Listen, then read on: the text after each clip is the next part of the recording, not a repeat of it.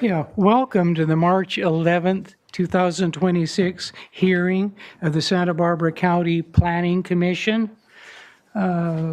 We may have a few difficulties this morning since a lot of our staff is delayed due to highway traffic from Santa Barbara, but we are rolling nonetheless. So please join us as we begin with the Pledge of Allegiance.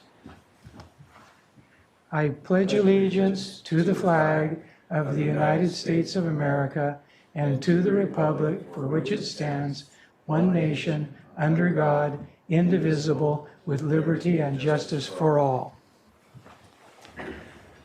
Mr. Villalobos, would you please make the TV announcement? Yes, thank you, Mr. Chair, and good morning to the Commission and everyone else. Planning Commission hearings are televised live on County of Santa Barbara Television, CSB-TV Channel 20 at 9 a.m. in the South Coast, Lompoc, San Ynez Valley, Santa Maria, and Orcutt areas. Rebroadcasts of Planning Commission hearings are on Fridays at 5 p.m. on CSB-TV Channel 20. Today's hearing will also be streamed live on the county's website, as well as the county's YouTube channel, and will be available for download in a day or two. Shall I continue to roll call? Yes, please. Commissioner Cooney. Here. Commissioner Park. Here. Commissioner Martinez. Here. And Chair Reed. Here. And Commissioner Ford will be with us shortly. Mr. Wilson, can we please have the agenda status report? Good morning, Chair and Commissioners. The status of our agenda today is there's one item on consent, which is a government code conformity determination, which is a request by our Real Property Division of General Services Department. And then we also have only one item on our standard agenda, which is amendments for the utility scale solar projects. Staff is here and ready to present on those items, and I can move to the projection report, Mr. Chair. Please do. Yeah, please do. Our next scheduled hearing is going to be March 25th, and that will be in Santa Barbara. There are two items projected for that hearing. One is a Chick-fil-A project on Eastern Goleta Valley, and then also a general plan amendment rezone in the Eastern Goleta Valley as well. Then following that, at our last hearing, we took action to cancel our April 1st hearing. And so that would put our next hearing will be on April 8th. And that will be here in Santa Maria. And that is to bring forward under the board's direction amendments to the oil and gas ordinance. And again, will be here in Santa Maria on April 8th. After April 8th, we'll be back in Santa Barbara for two items, a development plan and also another project in the Los Alamos area, which is a housing development project. Again, that's April 29th in Santa Barbara. And then nothing else is projected beyond April 29th. And so we'll work with staff to put item on the agenda for May and June. But that's it for the projection report, Mr. Chair. All right, thank you. Now this will bring us to general public comment. This time is available for members of the general public to make comments on issues and items not included in today's agenda. So at this time, Mr. Villalobos, do we have any speakers, slips, or hands online? Thank you, Mr. Chair. I have not received any physical slips. For those of you online, if you'd like to speak during general public comment, raise your hand and I will call on you. No hands raised. All right, well, thank you. So that will conclude the time for general public comment. Next, Planning Commissioners' informational reports. Would any commissioners like to present a report on planning issues or other seminars, meetings, literature, anything they have encountered that may be of interest to the public or the commission? Seeing none, we will proceed to the director's report. Good morning, Mr. Chair. Good morning. Can you hear me? Yes. Okay, great. I have a few things to report to you this morning. Some recent board actions. We had our general ordinance amendment package that had been heard by the Planning Commission. These were just minor cleanup items, and that was approved by the board on the 3rd of February. The Araya Hayduck appeal, which was in Montecito, was denied by the board on February 24th. And then yesterday, the board heard 2 items from P&D, and that was the environmental justice element, which the board slightly modified. They removed Gary from the environmental justice element based on new data regarding income levels. So they no longer were at 80% or lower than the area median income. And then also there was some ability with respect to discretion on the boundaries of an EJ community. And they decided to shrink the Sisquoc boundary to just be around the residential areas. And it was something that had been talked about at the Planning Commission. I think Commissioner Martinez brought it up. And we did add language at the time that the commission approved to try and clarify that it was meant to apply to the residents of the area. But this was just the next step in that process. So they made that change. They also have asked that our working group that of all departments that help develop the EJ element continue to meet quarterly for some period of time. And then they talked about the development of a possible advisory committee with a couple of different options. One being that it be a nonprofit advisory committee that we come and we can meet with and present to them, or it could be a county sponsored one or some other type of committee. So they've asked for us to come back, work with the CEO's office to talk about it and come back with a recommendation to them at some point in the future. The other thing they wanted was some report backs. And so we're looking at possibly an annual report back with the one climate report back that happens annually. So we'd be working with CSD on that. And then the board also heard the cannabis odor abatement extension applications yesterday. We had 8 growers seek extensions to incorporate the odor control systems, the new odor control systems that had been required by the board a year ago, roughly. And the board ultimately denied all of the extensions. So what will happen now is growers will either have to come into compliance by the 18th of March for compliance with respect to Chapter 35 and Article 2. And if they don't, we will be issuing notices of violation and working with them to bring them into compliance. Chapter 50, which controls the business license, also has a standard in it.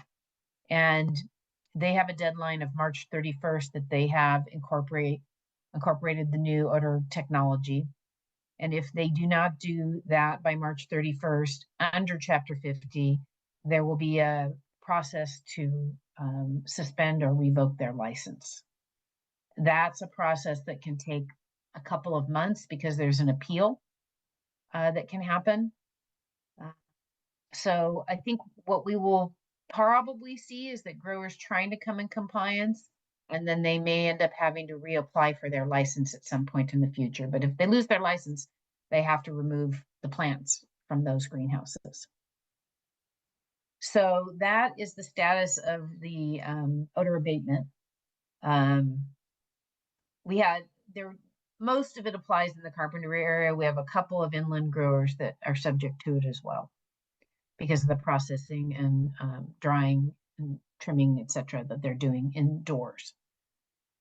And then with respect to future board items, we have the long range work program for LRP that'll be going to the board on the 7th of April.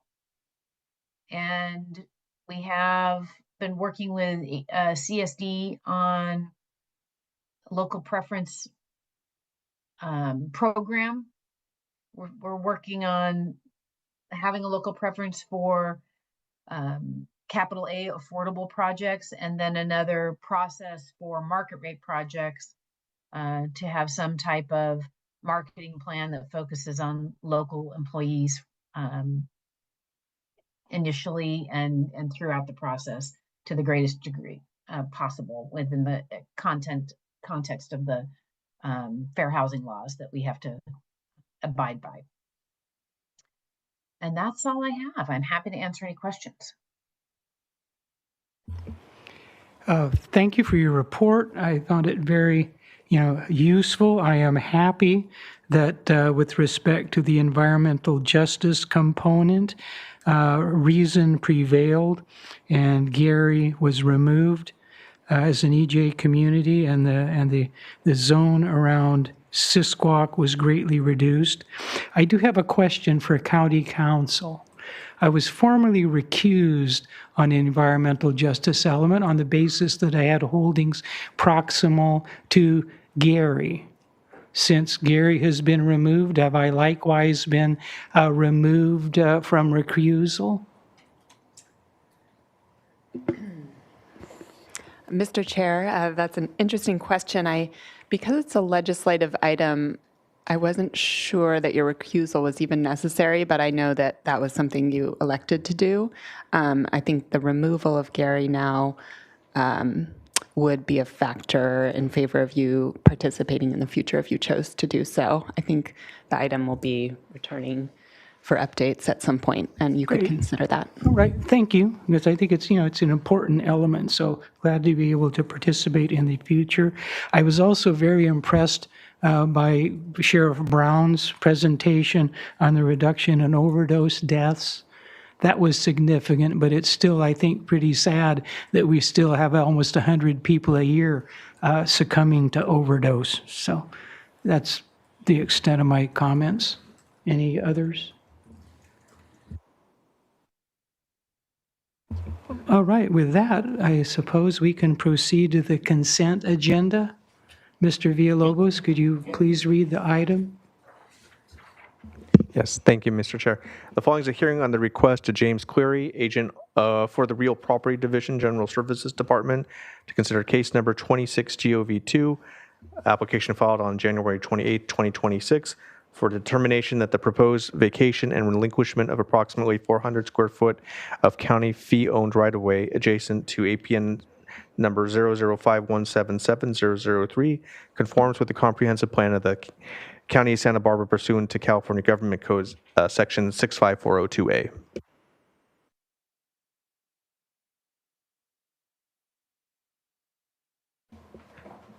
And I believe Mr. Cleary is online if there are questions.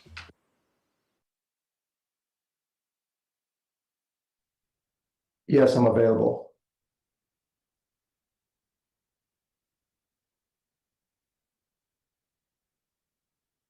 Since there are no questions, So, Mr. Chair, I believe that our general procedure is to ask if our commissioners, anyone wants to pull it from consent and then ask for public comment. And if the answer for both is no, then we look for a motion. all right. Does any commissioner wish to have that pulled? Do we have any public comment, either in person or remotely? I don't see anyone rising in the hearing room. Anyone online who'd like to speak on our consent agenda item, raise your virtual hand and I'll call on you. No hands raised. Okay, so I guess it would be appropriate to ask for a motion to approve the consent agenda. Commissioner Ford, So moved. second? I'll second it. Cooney? Okay. All in favor of approving the consent agenda, signify by saying aye. Aye. Aye. Aye. Approved. Okay.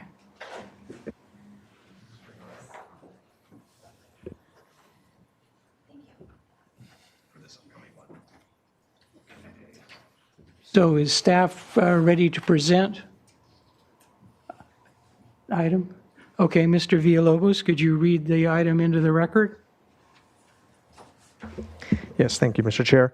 The following is a hearing on the request of the County of Santa Barbara Planning and Development Department that the County Planning Commission consider case number 24 ORD 28, an ordinance amending the County Land Use and Development Code, as well as case number 24 ORD 29, ordinance amending amendment to Article 2. First, I would just like, prior to that, if any commissioners have any ex parte, any meetings, anything they feel should be disclosed prior to the beginning?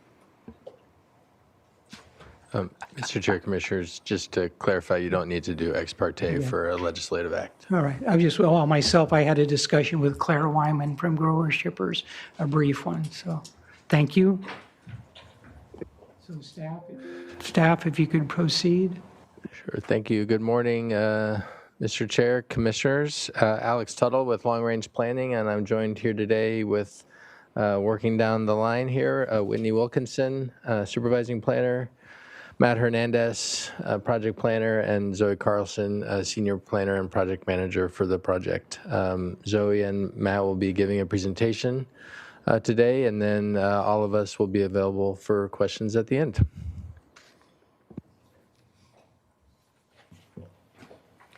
Greetings, Chair and Commissioner. My name is Zoe Carlson, and I'll kick off the presentation and then pass it along to Matt.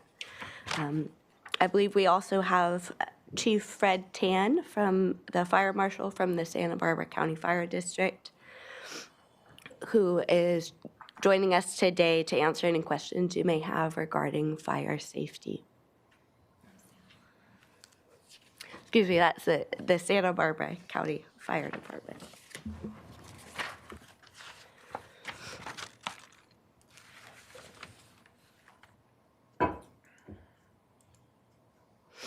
I'll start by providing you with some context and presenting the proposed regulations that are before you today. And then we'll discuss the environmental review as well as policy consistency and the next steps. A little bit of history about the project.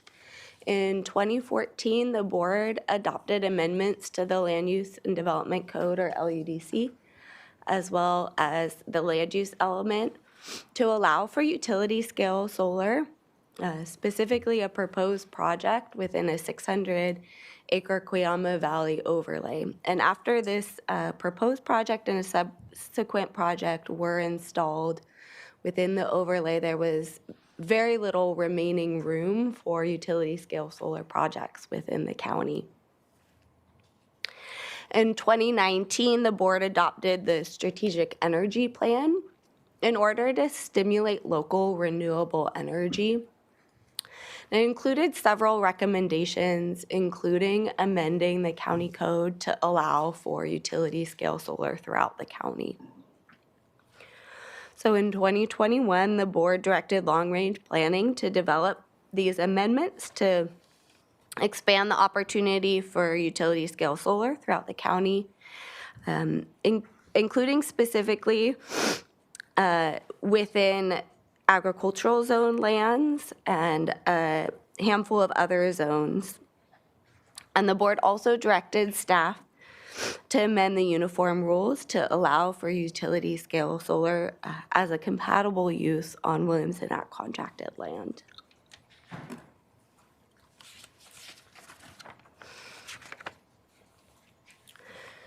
To be clear, utility scale solar, as I mentioned, is currently allowed within that overlay. And solar is also allowed for on-site use throughout the county currently and is exempt from planning permits. We developed a tiered permitting system to clarify both the current allowed use as well as all requirements for solar throughout the county. Specifically, our amendments include clarifications and updated definitions regarding solar, establishing permit tiers as well as development standards that I'll discuss on subsequent slides, And we use the term systems, as in solar energy systems, for the smaller, which are tier 1 or tier 2 size projects, and solar energy facilities for those larger tier 3 and 4 projects. The project also clarifies that standalone battery energy storage systems are currently allowed as within our code as utility facilities or private services uses. And these projects do currently require a major conditional use permit. And we are not proposing any changes to that, although unfortunately in the EIR there was a minor error that mentioned a minor conditional use permit was currently required for those projects. So it is a major conditional use permit and will continue to be under our proposed amendments. We are also proposing that battery energy storage systems, or battery ESS, are allowed as a component of solar energy systems as well as facilities, as long as they are commensurate in size with the proposed solar system or facility.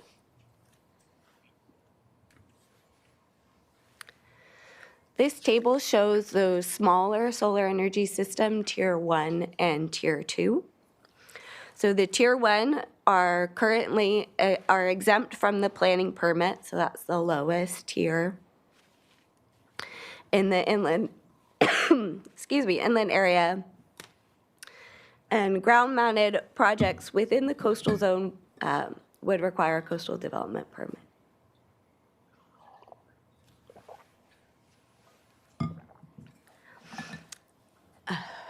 It should be noted that these projects, even though they're exempt from planning permits, will still require building permits, electrical permits, and plumbing permits, as well as solar use permits as applicable. These systems are generally intended for on-site use. And the tier 2 solar energy systems include ground-mounted systems that are greater than half an acre, up to including 5 acres. And these would be allowed with a zoning clearance or a coastal development permit within the coastal zone.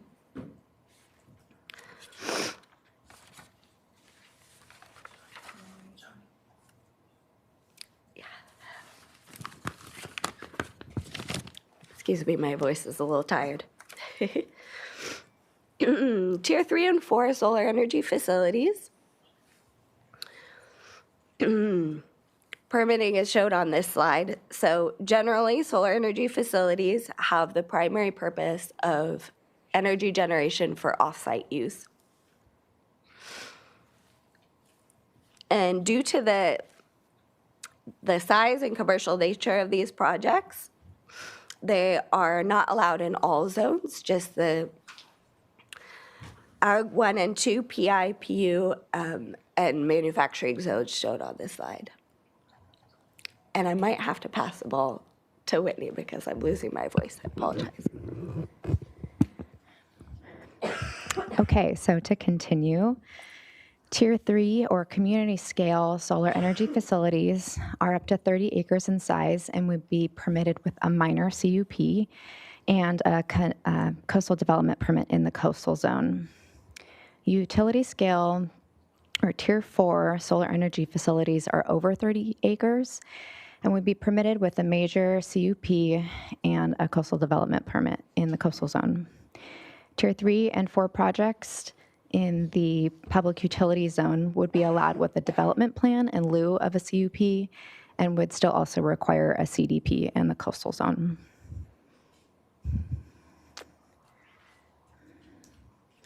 This map shows the zones where Tier 3 and 4 facilities would be allowed. It's hard to see all of the zones at this scale, but we have an interactive project map available that we can pull up and walk through if you want to take a closer look at any of the zones here.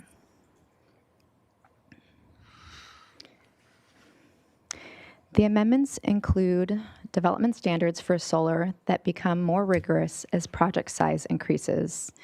These standards build on existing solar standards for utility-scale solar in the LUDC, incorporate applicable measures from the program EIR, and include best practices to improve consistency.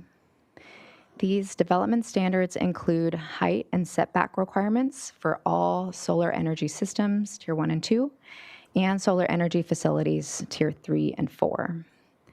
Battery energy storage systems also have development standards and are included for all tiers, with additional requirements for larger systems and facilities. All battery energy systems, storage systems, no matter the size, would be reviewed for compliance with applicable building and fire codes.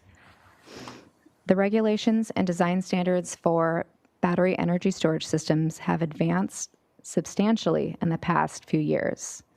Additionally, design standards for Tier 3 and 4 solar energy facilities and Tier 2 is applicable. These include visual screening and landscaping requirements, and construction and operation standards that address noise, traffic, and safety controls, and include fencing, signage, and transmission line requirements.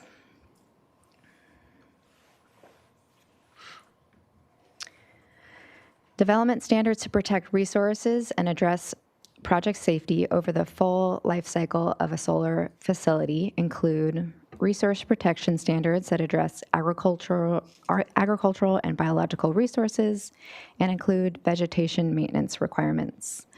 They also include hazard prevention standards that include geologic hazard and hazardous material avoidance requirements and fire prevention and emergency management measures.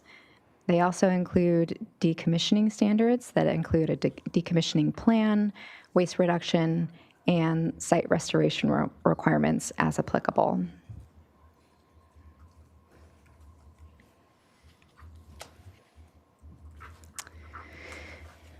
The project also include proposed amendments to the uniform rules per the board's direction.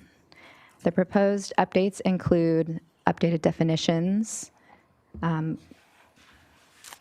compatible, and those the amendments include,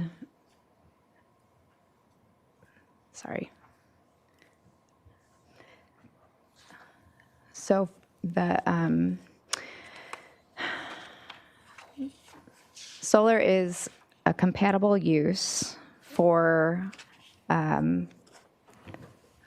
prime contracted land where a premises on, sorry, let me collect my thoughts for a moment.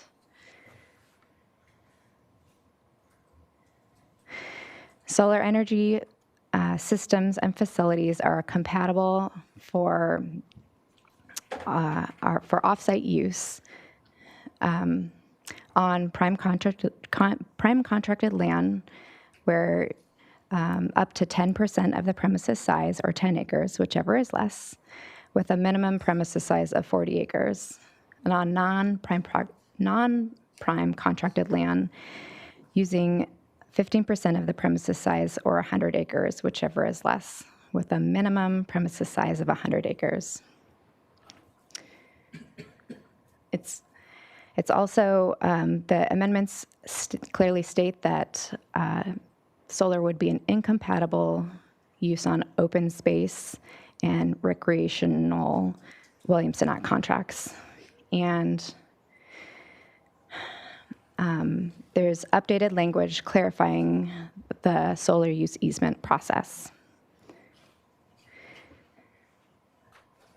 Staff presented these proposed amendments to APAC, and APAC was supportive of all of staff's proposed amendments and recommended changing the limit on non-prime contracted land to 10% instead of 15%. The APAC recommendation will be taken directly to the board for their consideration.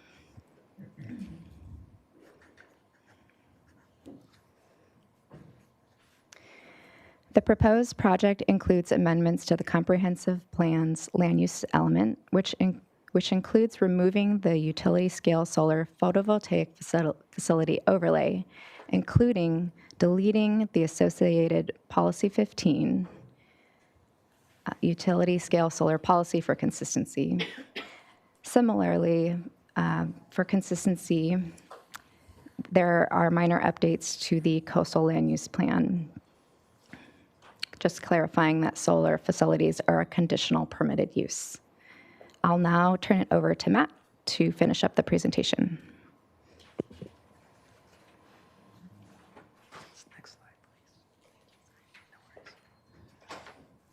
Thank you, Whitney. I'll now pick it up from here to go over our outreach efforts, environmental review, policy consistency, and next steps. This slide summarizes the key outreach steps described in greater detail within the staff report. First, staff held a developer and stakeholder meeting in May of 2024 to review the tier framework, allowable zones, and permitting approach. Comments from that meeting were incorporated where appropriate. For CEQA, the notice of preparation was issued and the scoping hearing was held in November 2024, and the scoping comment period closed December of 2024. On the agriculture side, because we are proposing solar on ag land, staff met with the Agricultural Advisory Committee in August of 2024 and November of 2025.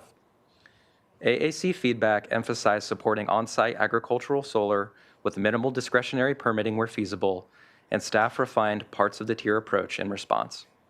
Specifically, this translated to expanding where Tier 2 systems would be allowed to include both developed and improved land. On February 18th, staff also presented the project to the Montecito Planning Commission, where they voted 5-0 to recommend board adoption of the MLUDC amendments and to recommend that the County Planning Commission support board adoption of the CZO amendments, as proposed by staff. Environmental review for the comprehensive plan and ordinance amendments was completed through a program EIR prepared under CEQA Guidelines Section 15168. The draft program EIR was circulated for public review from August 19th, 2025 through October 3rd, 2025.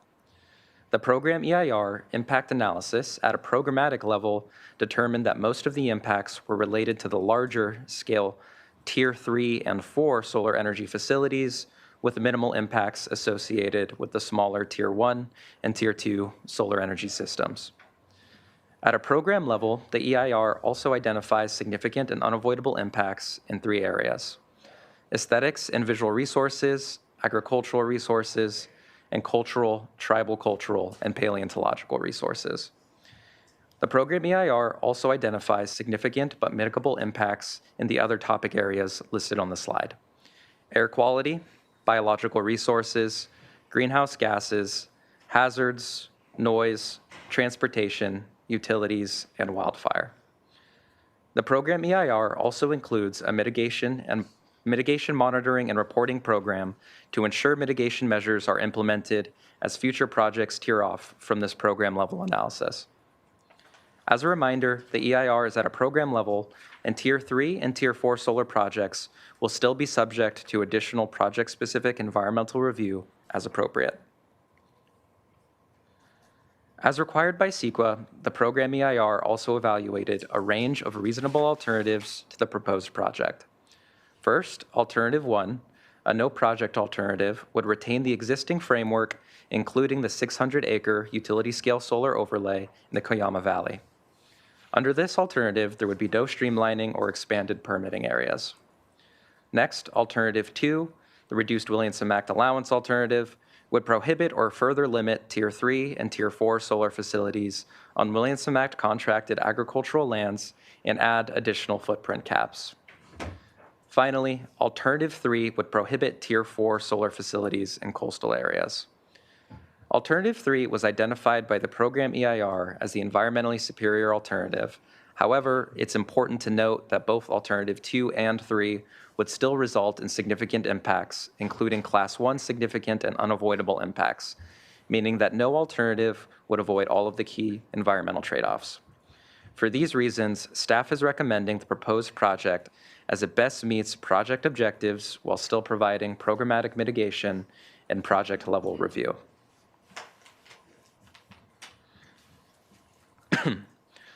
Within the staff report, you will also find a detailed policy consistency analysis that evaluates key resource areas. Staff's conclusion is that the project is consistent with the county comprehensive plan, including the coastal land use plan and the land use element. This analysis was completed at the program level, and future non-exempt projects that require a permit will still be subject to a project level policy consistency analysis. And to close, staff recommends that the Commission first adopt a resolution recommending that the Board of Supervisors adopt the Coastal Zone Ordinance amendments and make the required findings. Next, to adopt a resolution recommending that the Board adopt the LUDC amendments and make the required findings. And finally, to recommend that the Board certify the program EIR and make the required CEQA findings for the project. After this hearing, the County Planning Commission's recommendation would be forwarded to the Board of Supervisors. The Board will consider certifying the program EIR and adopting the ordinance amendments. Following Board action, the local coastal program amendments would then be submitted to the California Coastal Commission for certification. That concludes our presentation, and staff is now available to take any questions that the Commission may have. Thank you.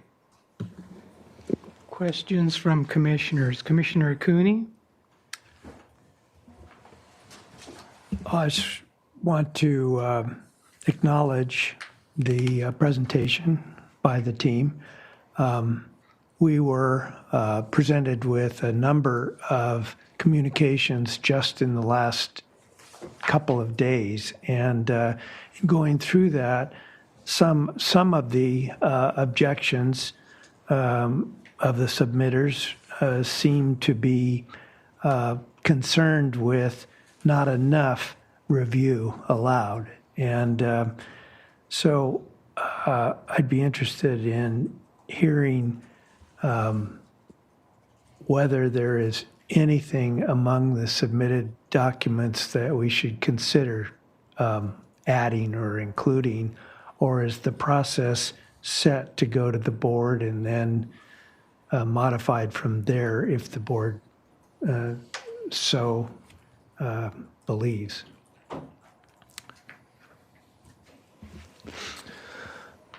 Commissioner Cooney, through the chair.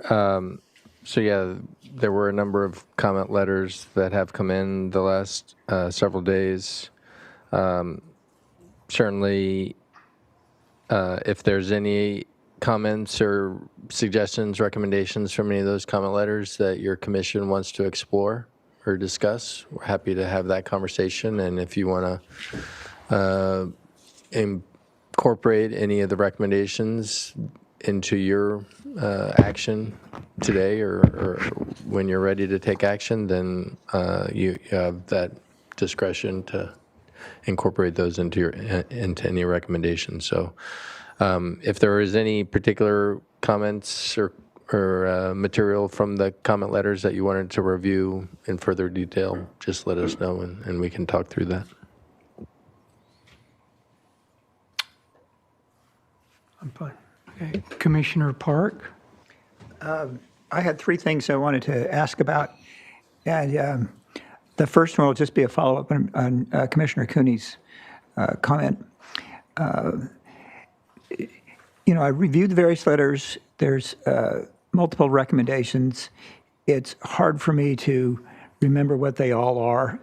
And so I think the best way to handle that and do just what you've suggested, Mr. Tuttle, is to take the coalition's letter, which at the end, the very end, has 7 or 8 recommendations, and just to ask you to briefly state those recommendations and what your response is. And then I can comment on the ones that I would think are a good idea. But I don't want to do that right now, because I think the best thing to do is to do that process after public comment, and people can state what their recommendations are.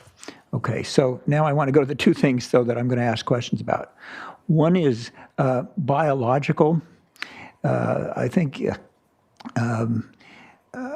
one of the slides showed that biological resources that would be impacted, as stated in the environmental impact report, that they're significant but mitigatable. And I'm just wondering what those are and how are they to be mitigated. And one I'm particularly interested in is, it kind of reminds me of the oak tree ordinance and wineries, where we had a conversion of large amounts of rangeland to vineyards, and a whole lot of oak trees were removed all of a sudden. And I wonder if these utility scale solar projects have the capability of doing the same thing, and what prevents that. Presumably there are some development standards that would, but I don't know.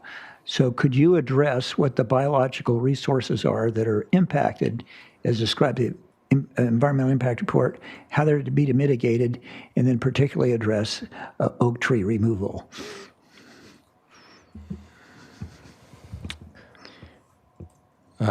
Commissioner Park, through the chair.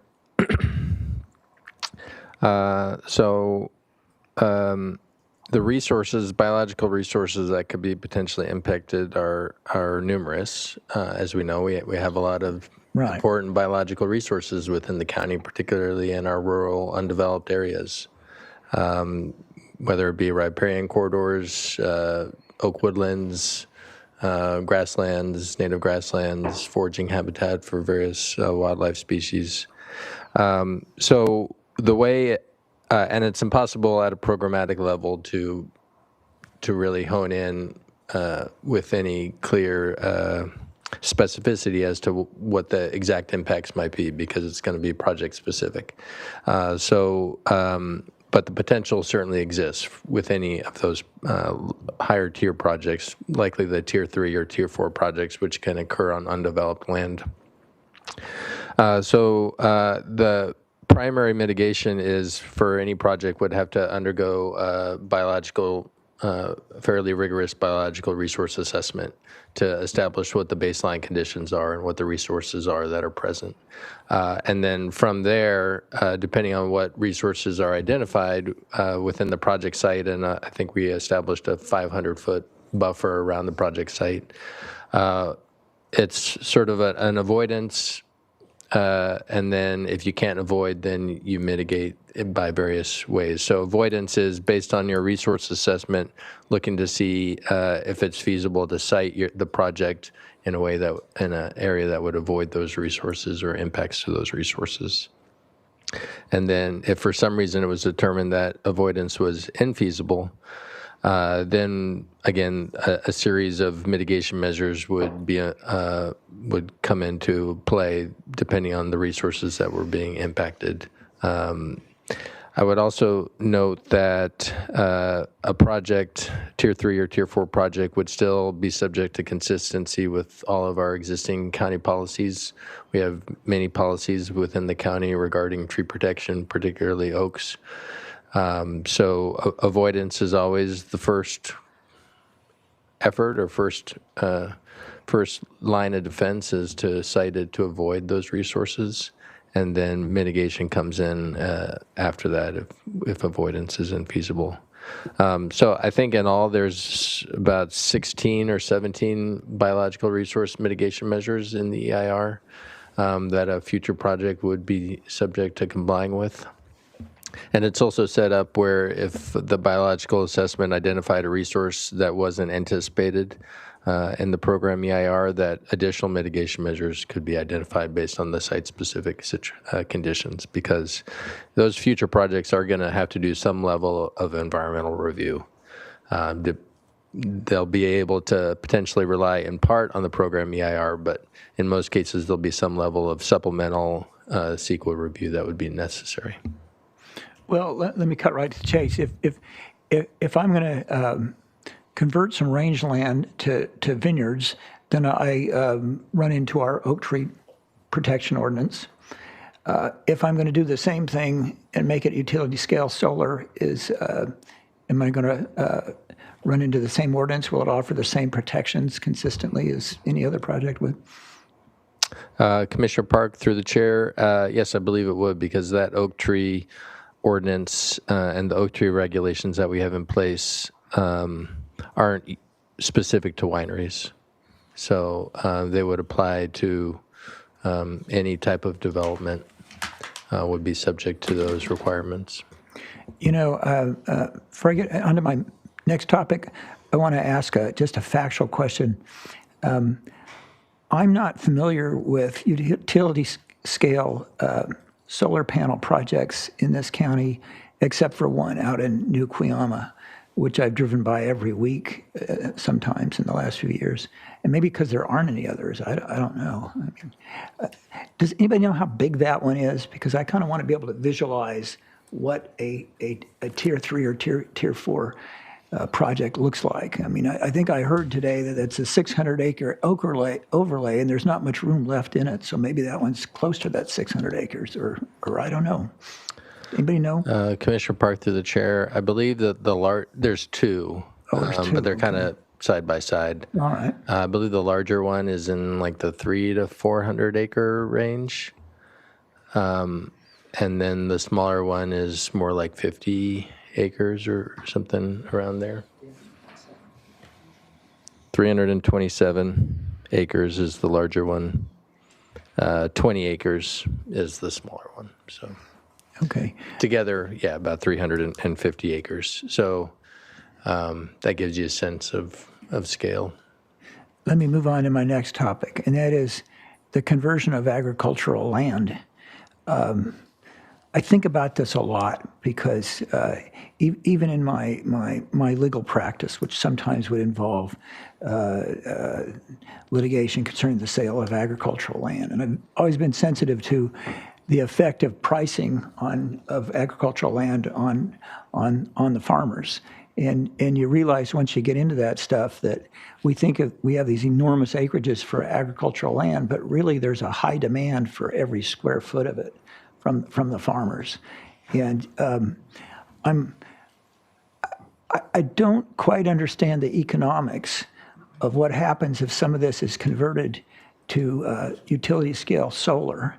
And I would imagine there would be an economic impact on other farmers because there would be less land available, and it might even impact the ability to have service from companies and so forth, because as agricultural lands shrink, there's less likely to have the people that can serve it. So how is that addressed in this ordinance, and is there any kind of a limit on how much of our key agricultural land can be converted to solar, utility scale solar? Commissioner Park, through the chair. So there's no like with cannabis where there's a total countywide acreage cap.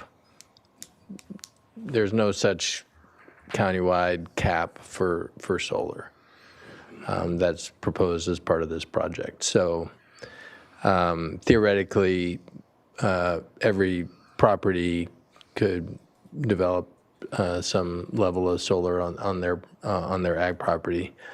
I think the cap would likely be more dictated by market demand. So while theoretically, yes, every property could develop solar, I don't believe that there's the infrastructure or the market to support that. So the strategic energy plan had come up with some sort of like maximum build-out scenarios and then a realistic build-out scenario. And a realistic build-out scenario represented about 10 to 20% of the overall land as being a more realistic level of build-out. Again, that's probably, I would anticipate, be on the higher end of what we might reasonably see. I will say that for the Williamson Act contracted land, and as you are probably well aware from our work on the Ag Enterprise Ordinance, Williamson Act contracted land covers approximately 2/3 of our agricultural land is under Williamson Act contract. And so with Williamson Act contracted land, there is a proposed limit per premises of, for the prime contracts, no more than, 10 acres? On on a prime contract, and on a non-prime contract, the maximum size would be up to 100 acres. 15%, 100 or 100 acres, whichever is less. So there is a cap that you would see with that would translate into depressing sort of the maximum build-out potential within our contracted land. I will state a reaction to the uniform rules, that part. And I get that, and I think it kind of makes sense. And it really is for every size parcel. It's just percentages of it, right? Okay. There's some odd size, small parcels that are just sort of vestigial, that are Ag 2 and things like that. And if you had a small Ag 2 parcel that's non-prime and not very useful, I personally would rather see solar concentrated onto that, solar development above and beyond the 10% or 15%, as opposed to sacrificing other land that's in more usable parcels. But that's something we can get to later. I will also note that there is this, there's a state law provision that we've carried over and incorporated into the Williamson Act contract, into the uniform rules, which are these solar use easements. So there's this pathway for a contracted land to kind of like through a cancellation, essentially convert through a solar use easement that sort of pulls that land out of contract to allow for solar. So that would potentially be something that might be suitable for the instance or scenario you're imagining. So I'm done for now. I just want to get back after the public comment to ask about those recommendations, particularly in the Clean Air Coalition letter. Thank you. Commissioner Martinez? Yes. Good morning, everyone.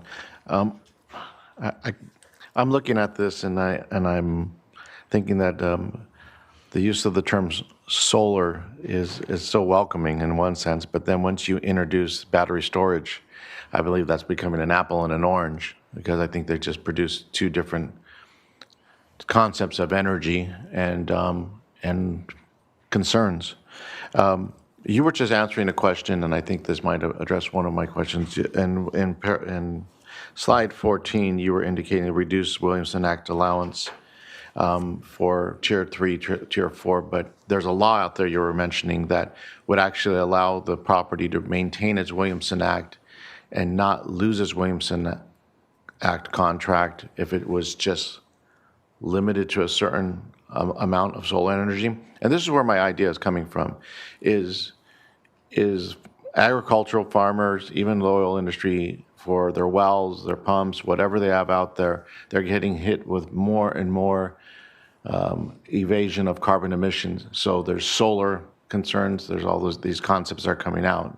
So it's a concept of saying, this is what you shall do, and then the business avenues are left with, well, how can I do that without losing what I have? So am I interpreting what you're saying correctly, or is there nothing out there? Commissioner Martinez, to the chair. So yeah, the proposed amendment to the uniform rules would allow a certain amount of solar as a compatible use on contracted land. So if a property were to build within the allowances, then they would be able to remain under contract and still receive the benefits of that. It doesn't remove the requirement to continue to meet the eligibility requirements of the Williamson Act. So there's production requirements for a property in order to remain under contract, minimum production requirements. They'd still be responsible for meeting those. But there's also distinguished language between solar that is used for on-site purposes to support the ag operation versus solar that is more intended as a commercial enterprise for off-site use. So it really depends upon what the proposal is for the solar, for the use of the solar energy being produced through the solar panels, let's just say. Because I'm just worried about that Fresno situation where the guy goes out there, develops the solar area, and he loses his Williamson Act contract through the Bureau of Equalization. And that's what my concern was, is that as long as there's this uniformity of saying this is going to work for all, that we don't lose something while trying to get something else. That's my concern. And if the answer is not here today, then that's something I'm looking for in regards to it. Right, Commissioner Martinez through the chair. So the proposed language that the Ag Preserve Advisory Committee landed on and staff presented and they supported was for the prime contracts, which are normally premises between 40 and 100 acres in size. You could have up to 10 acres, 10% or 10 acres, whichever is less, set aside for solar development. And then for the non-prime contracts, which are those larger premises, 100 acres or greater, you could go up to 10 or 15%, depending on where the board lands, up to 100 acres of solar, whichever is less, and still remain eligible for continued enrollment under your Williamson Act contract.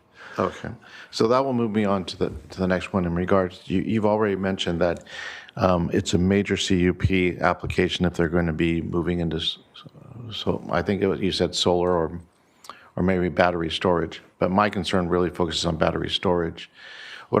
When there's an announcement of a project which is going to be a major CUP and it's going to be a battery storage facility, does it just use the word solar, or does it use, we are doing this as a solar project which is going to be a battery storage facility? Because that's what I've seen in the past, is the community gets these announcements about solar energy, and they think it's the solar panels, but really what's hidden underneath that is a battery storage facility. So does it make it clear within those notices that goes into the community within our regulations that it's going to be identified as a battery storage facility? Commissioner Martinez through the chair. If I could just clarify a couple things, because this was actually a comment that came up in a lot of the comment letters too, is about battery energy storage systems. So, the board's direction with this project was to develop regulations for solar facilities, solar systems and facilities. Battery storage was not part of our charge with this project. So what we tried to do is distinguish between a standalone battery energy storage system and not really touch that, because that wasn't within the scope of our project, and really focus more on solar, but recognizing that for nowadays, for most solar projects, certainly the larger solar projects, there is often a battery storage component that is associated with that solar project. So for a standalone battery energy storage system, we're not proposing any new regulations or changes to those. All we're doing is clarifying where those are already currently allowed, and not changing the permit requirements or the standards for those.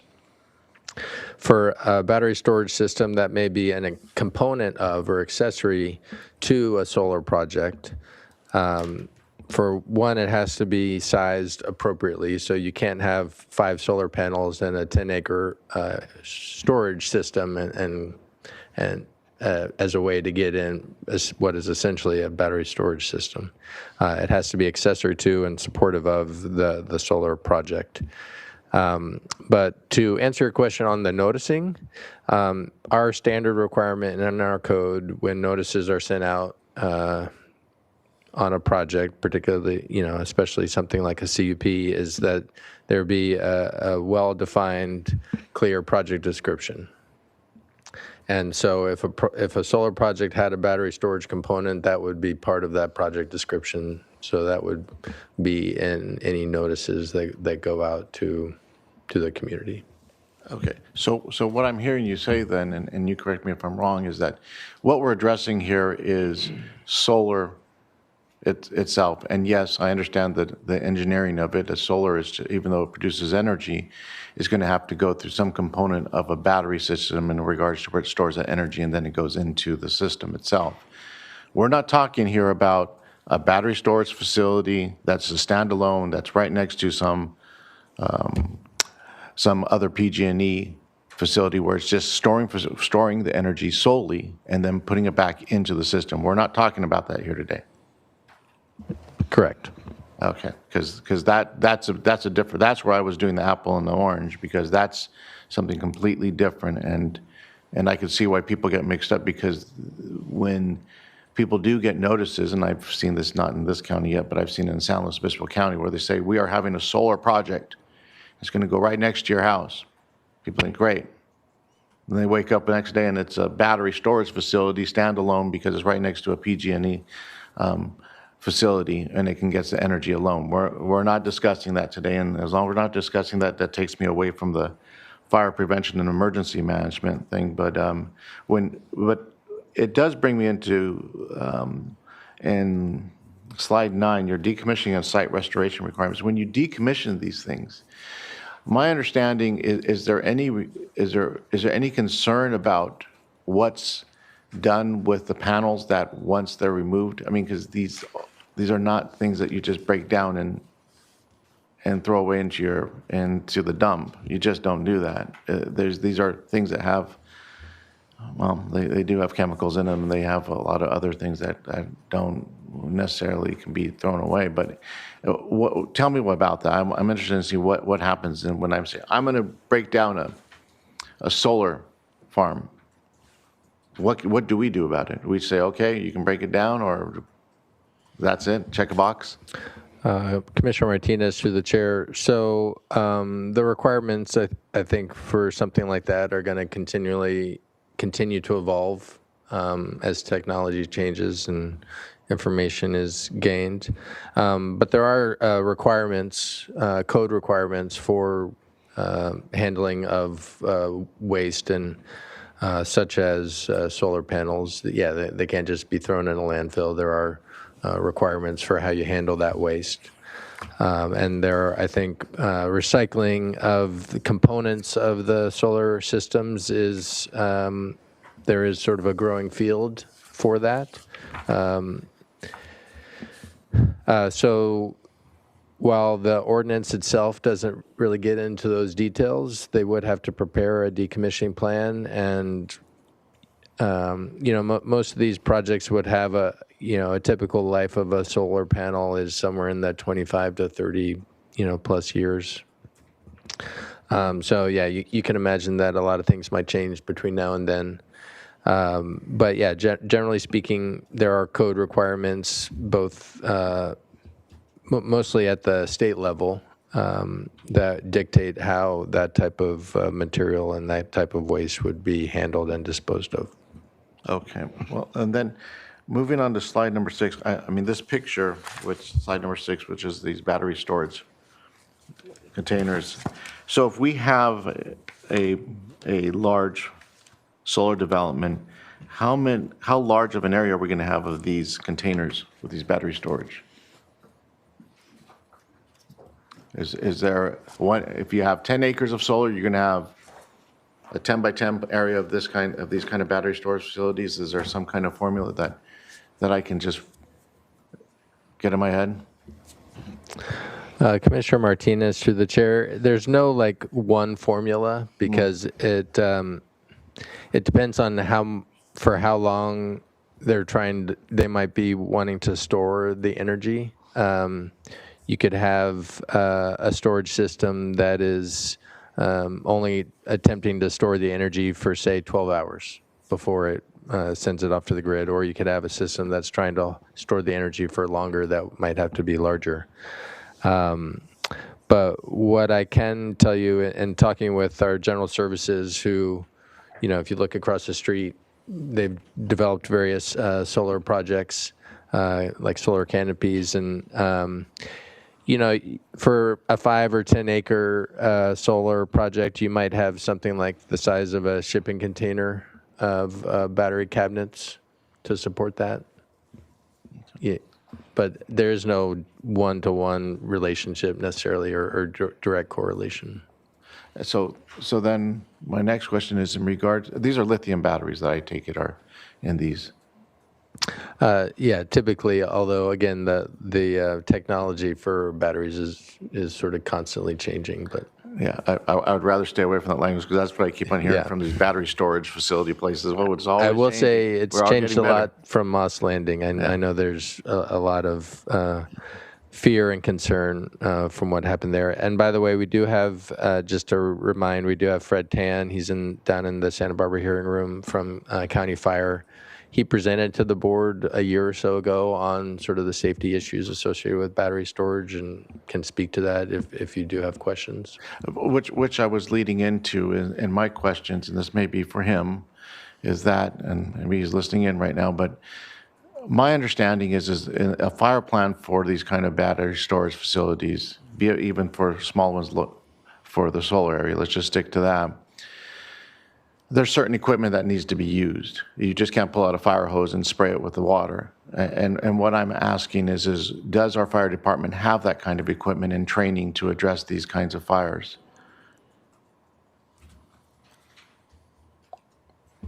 Oh, there he is. Okay, great.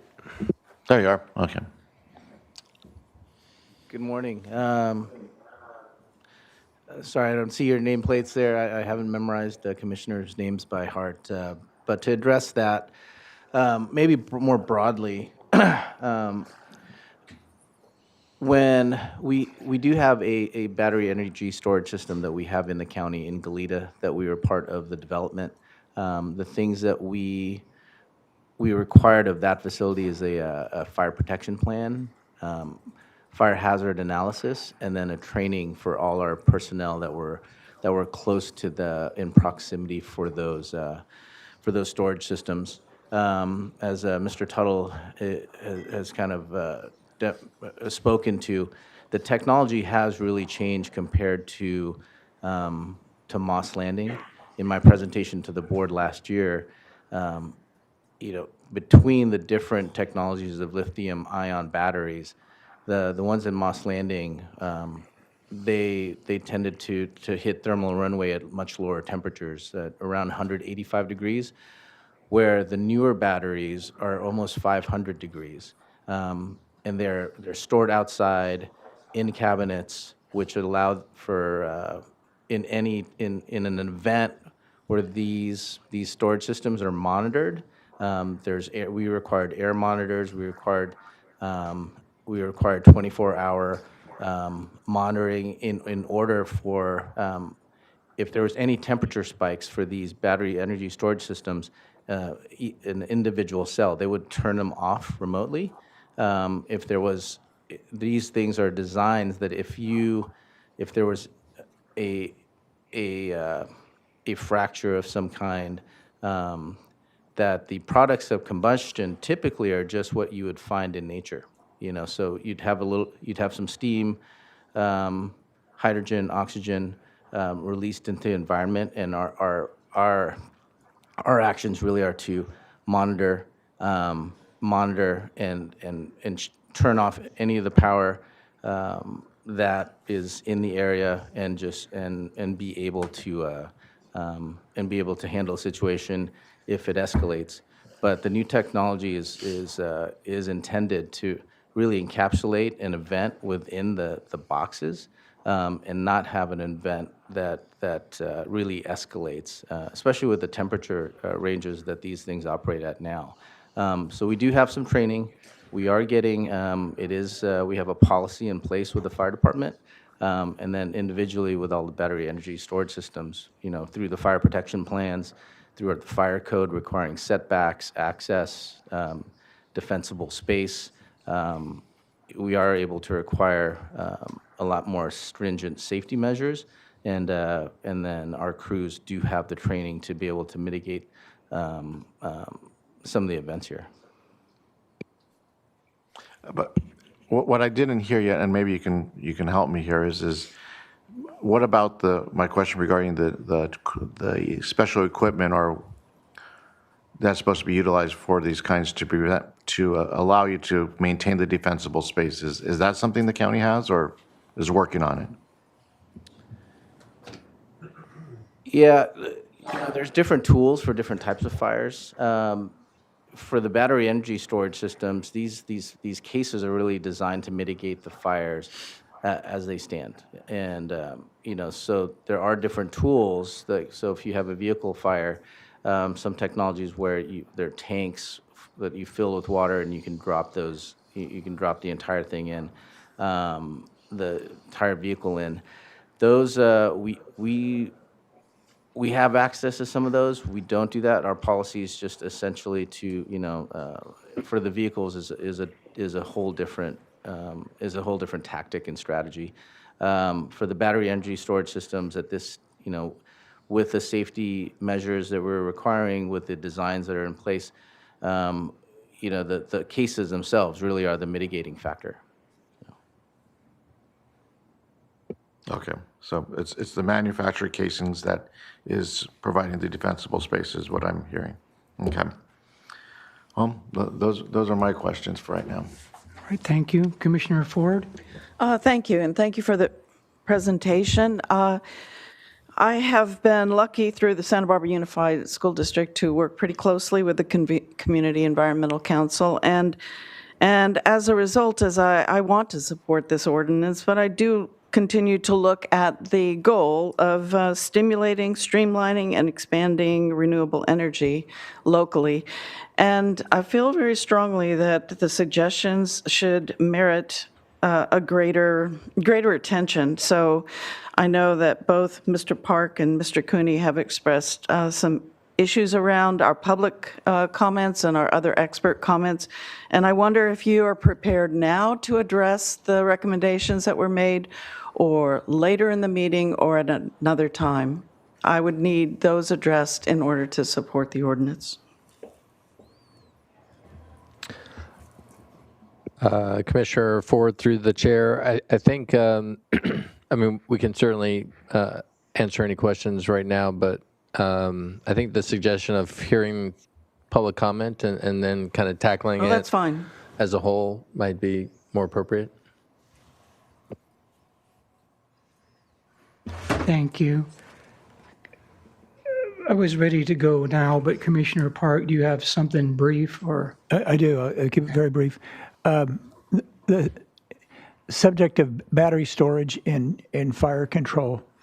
I can't remember who was on the commission not too long ago when we went through a Strauss wind energy project for installation of a battery storage facility.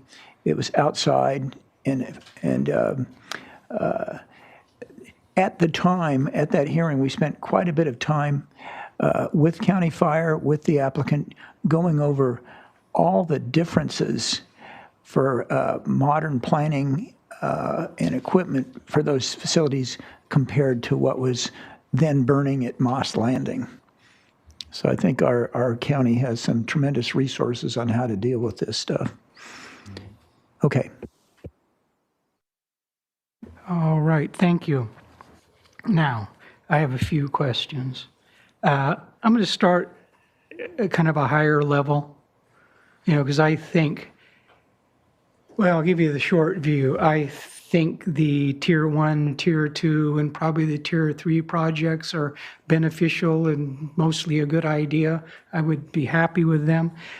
I have some real issues with the Tier 4 things in that I think they could be transformational for a lot of our wonderful ag properties in this county, particularly for our rangeland. So I'm going to start first in trying to determine the footprint for these things. Now I notice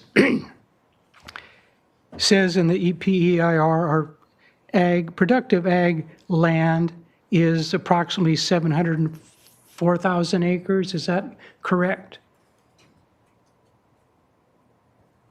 That's straight from the PEIR. And I think it's also in your staff report. Yeah, I don't have that number memorized, but not a precise, just that's good. That's a good estimate, right? Then it says Williamson Act. Well, it's various numbers appearing to where you go. Staff report is 493,000.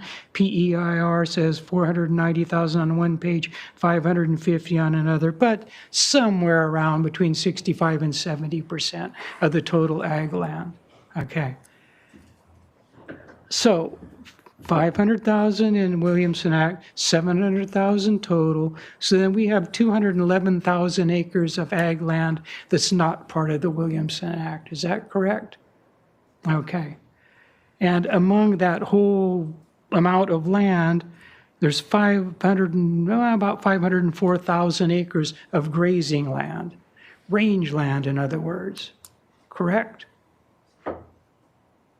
That came out of the PEIR, so I will kind Yes. of take their word for it. Yeah, I think any of the data there within reason is we can rely on. Yeah. Sorry, Zoe, I didn't mean to upset you. I hope you're okay. No. All right. Now, okay, so here's what I'm also looking at. Now, in these amendments and things, they're apparently only related to properties under Williamson contract. Is that, am I correct? Commissioner, or Mr. Chair, Commissioners, the amendments would apply to all ag properties, whether they're in Williamson Act or not. There's a separate set of the uniform rules that would be squarely applied to contracted lands, but outside of the contracted lands, those properties would still be subject to the regulations. So it covers both. The same regulations. Oh, good. I'm Well, somewhat reassured by that. Well, not quite this. So they are subject to the same zoning regulations within whether they're Williamson Act contracted land or not. The uniform rules is a sort of another layer of regulation that would only apply to the contracted lands, and it's the uniform rules that establish the sort of the footprint limitations. That's the core of my concern. So those, right there. like the 100-acre on prime or on non-prime contract or 15%, that would only apply to contracted land. Williamson Act. Yes. So if you have, that was the root of my concern, because according to this, if you have Williamson Act land, regardless of the size of your parcel, if you have 1,000 acres, you can still only get 10%, or 100 acres. You can't convert more than 100 acres. If you have 2,000 acres and it's under Williamson, you're limited to 100 acres total. Is that correct? That's correct. Per premises, yeah. Okay. So, but outside of Williamson Act, you can have as much as you want, right? Commissioner or Mr. Chair, After through your commissioners. CUP. Yeah, theoretically, there's no upper size limit through the major CUP. Hence my concern for the potentially transformative nature of this. I know those among us who are fortunate enough to be able to traverse the Central Valley, I know I am, I know Mr. Wilson are, we've seen an amazing, I could say amazingly depressing transformation of thousands of acres of former ag land into photovoltaic wastelands. I was going to say photovoltaic deserts, but deserts are beautiful in their own way and are valuable habitat. When I say wasteland, they are generally, these solar farms, alien and sterile environments inhabited pretty much only by the guys who spray the Roundup, or maybe in some cases, the short-legged grazing animals, kind of like Commissioner Parks' weed-eating sheep, but if you're lucky. So, yeah, my concern is we've got 504,000 acres of beautiful grazing land, and the other word for rangeland is habitat, okay? It's important habitat for all kinds of grasses, native grasses, other grasses, all kinds of various critters of all description. It's foraging habitat for raptorial birds, everything else. And you transform that to solar, it's no longer any of those things. So I do have concerns with this, that those 200 and some thousand acres could be transformed into solar farms to serve, remote sites in faraway municipalities or server farms. You're familiar with, you ever been to Parkfield? you know, about the California Flats solar project up there? Bankrolled, I think, by Microsoft, and the havoc it's wreaked for the agricultural community and rural residents of Parkfield. We don't want that in Santa Barbara County. So, you know, why we have a number of these limitations that are going to apply for Williamson Act properties. I'm really concerned about what could happen in those other properties. Another thing I would like to introduce, kind of based on some of the comments from Commissioner Park about reduction in available ag properties. Now, you know, since, well, all the properties in the county, most of them that could be used for this, certainly the ones in those 500,000 acres of grazing land and the 700,000 total, a lot of those are owned by others and rented out to ag. Well, I know if you have land and you're renting it out to a strawberry grower, it's, you know, 3,000 an acre or so, 3,500. If it's really prime vegetable land, a couple of thousand more. Yeah, so that's that part of it. If you have grazing land, well, we have some grazing land, it's about $10 an acre, not worth too much. Do we have an idea, or is it part of the PEIR, part of this whole process? If you're a landowner and you're going to lease out land for solar farms, what that rents for an acre or leases for an acre? Any idea? Mr. Chair, Commissioners, no, we don't have that information of the economics behind it. Well, my concern would be that by removing that little overlay in the Cuyama Valley and opening up all our county's ag land, and like I said, again, my biggest concern is rangeland, opening to that, and even perhaps some cropland. You could be opening the gates for a land war.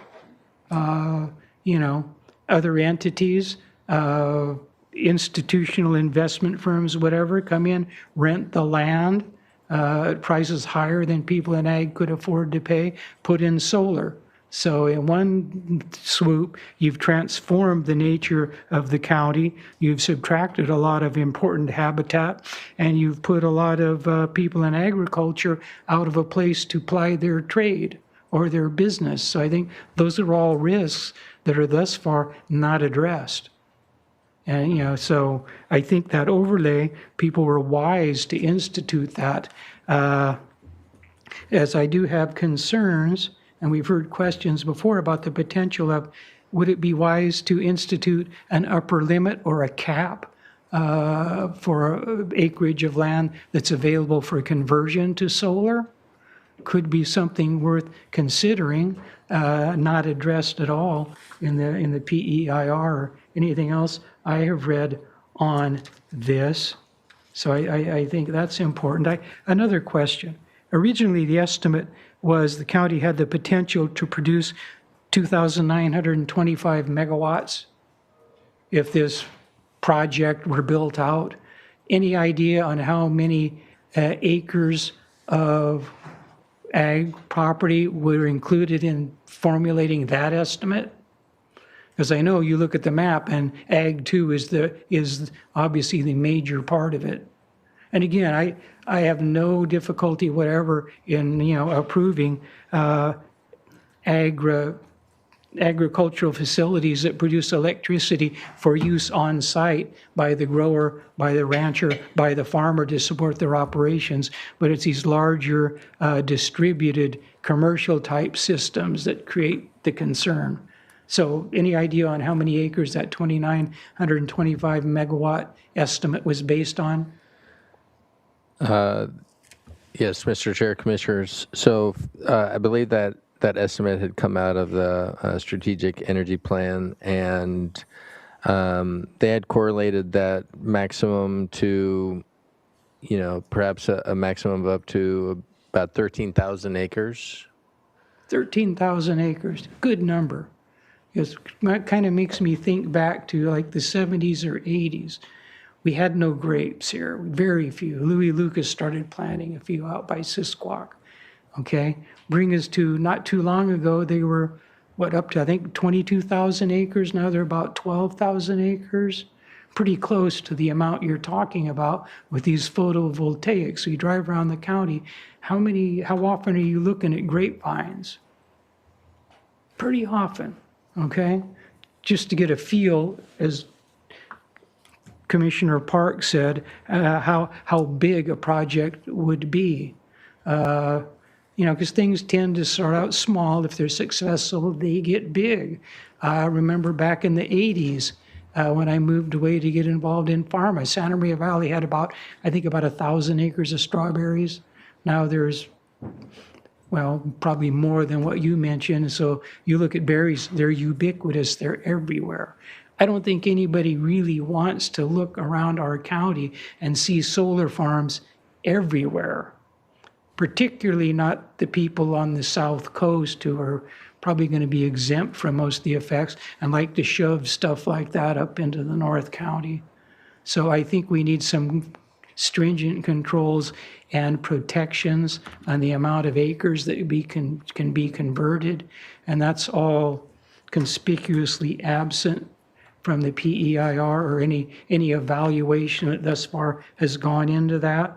And I think its inclusion is very warranted, because I don't think Santa Barbara County's rural residents want to be victimized like the people up near Parkfield.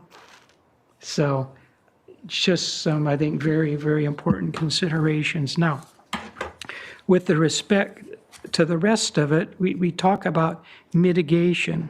We talk about mitigation measure Ag 1.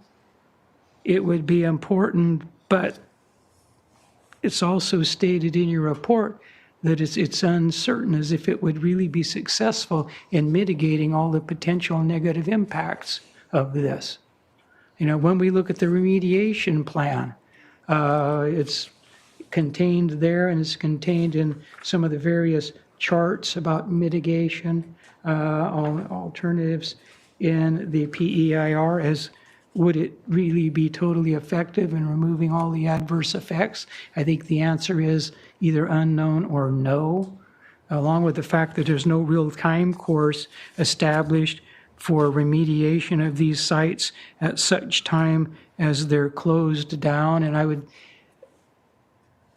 solar right now is a bit of state of the art, but is it really going to be state of the art for decades and decades, or is it something that's transitional until some technique like cold fusion or a more tolerable form of fission is developed? So that could be, a large consideration.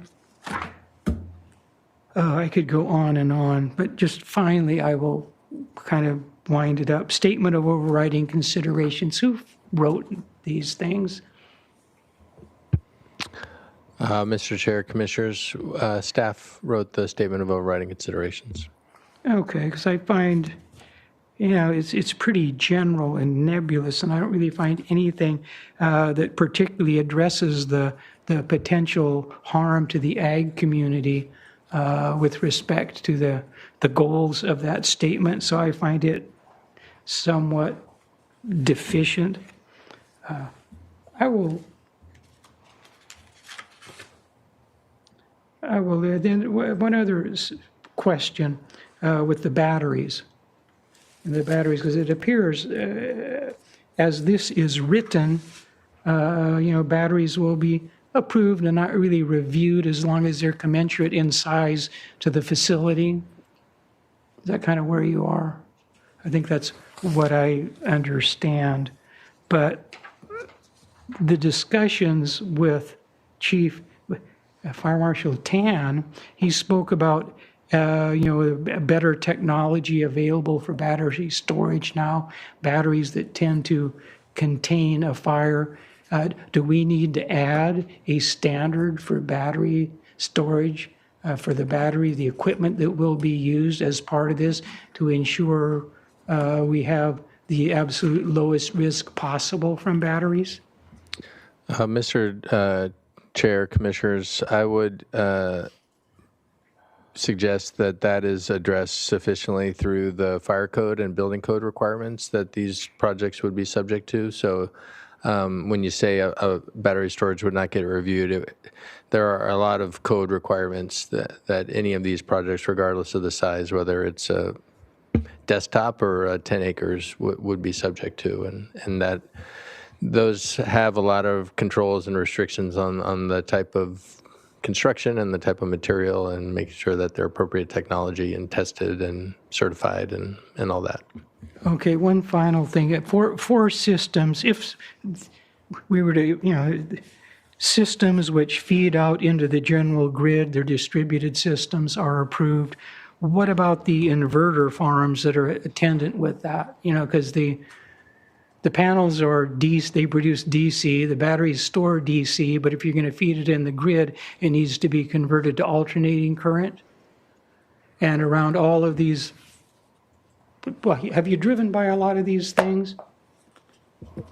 Yes, I have. Yeah, well, you drive through the battery farm, and then on a pretty significant footprint is a big inverter station, which converts that DC out of the batteries, if they are there, into alternating current, which goes over the lines because you don't transmit DC. Edison tried that 150 years ago and doesn't work well for long line transmission. That's why we adopted Tesla's system of alternating current. So, but they're also significant. They have a significant footprint, and they nowhere appear in this PEIR.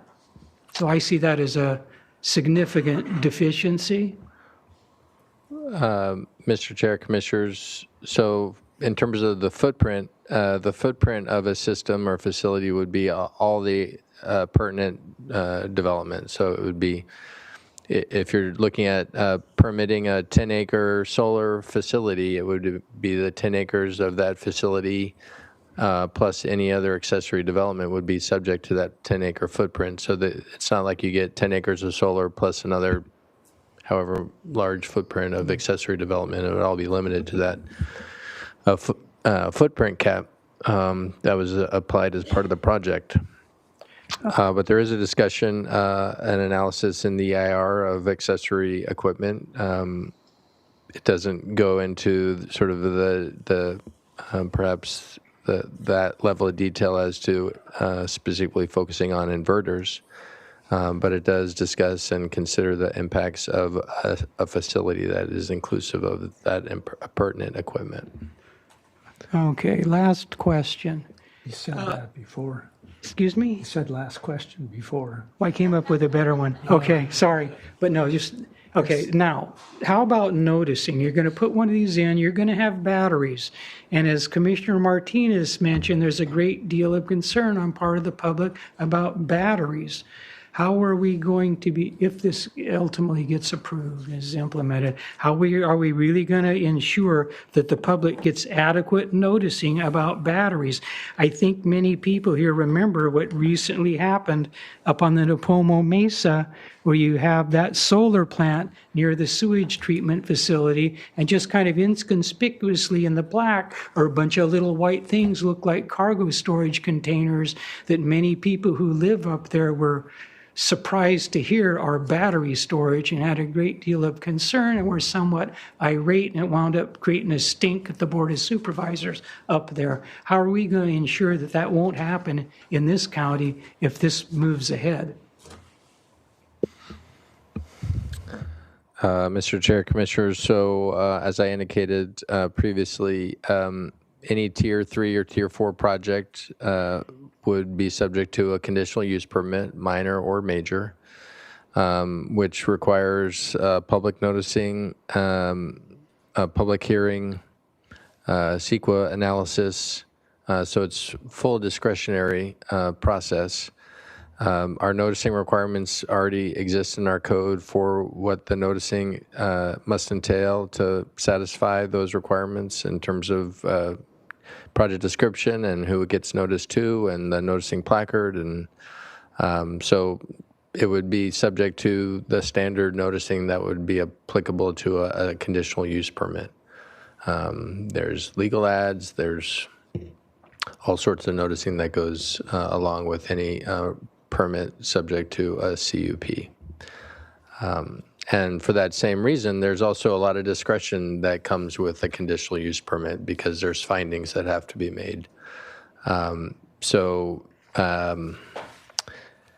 That is intended to provide opportunities for ensuring that a project is appropriate and suitable for the site and for the surrounding character or development. So I appreciate your concerns, and I think everyone would be in wholehearted agreement that no one wants to see the entire agricultural area of the county converted to solar farms. I don't think that's anyone's expectation or intent. And the conditional use permit requirement is intended to help ensure that that is not the unintended outcome. I appreciate that. Thank you. I just think the county should use all due diligence, like you said, in this program if it's ever to be implemented, because I don't think as an unintended consequence, we want to create yet another gold mine for appellant attorneys. I will conclude my comments there. Any additional comment staff feels the need to make? So are we ready to move?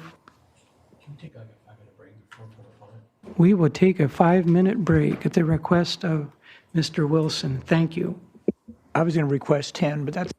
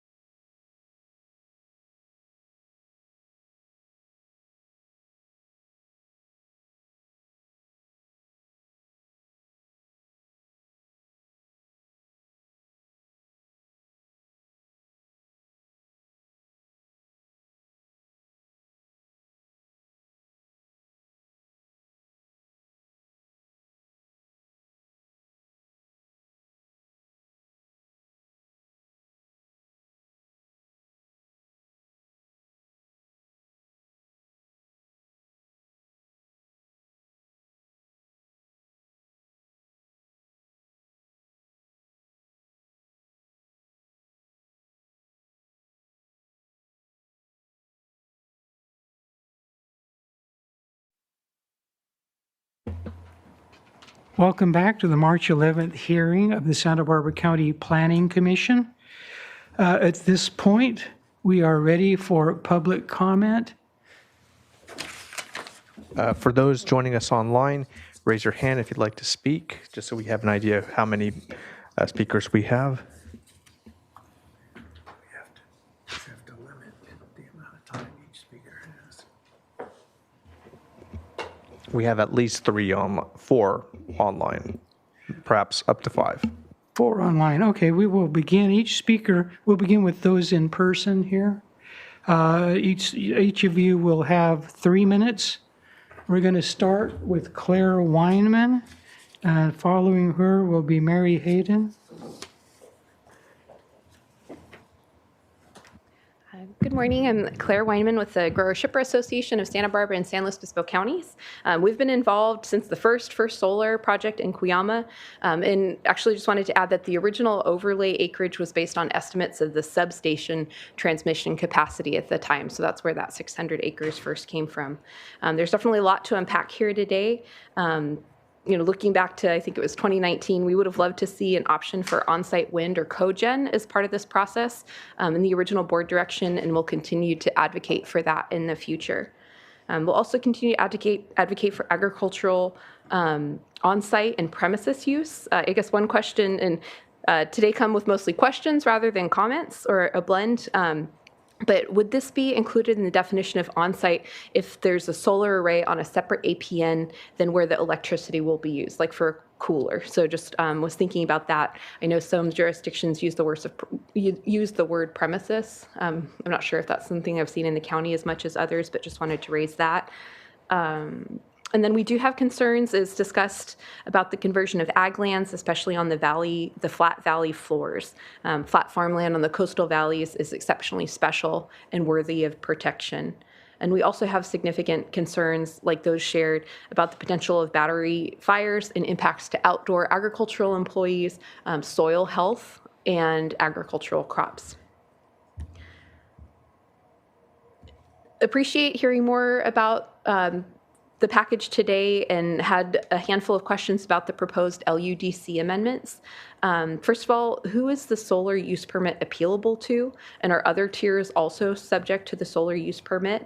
Are the building, electrical, and plumbing permits already existing requirements, especially for smaller projects that aren't mounted to buildings? If not, this seems if so, this seems excessive. What is the site coverage limitation? For ag land, must the parking lot be paved, or can it include a permeable surface, aka dirt? For tier 2 on premises for ag land, is cultivated land considered developed? For tier 3 and 4, we definitely support the weed management plan.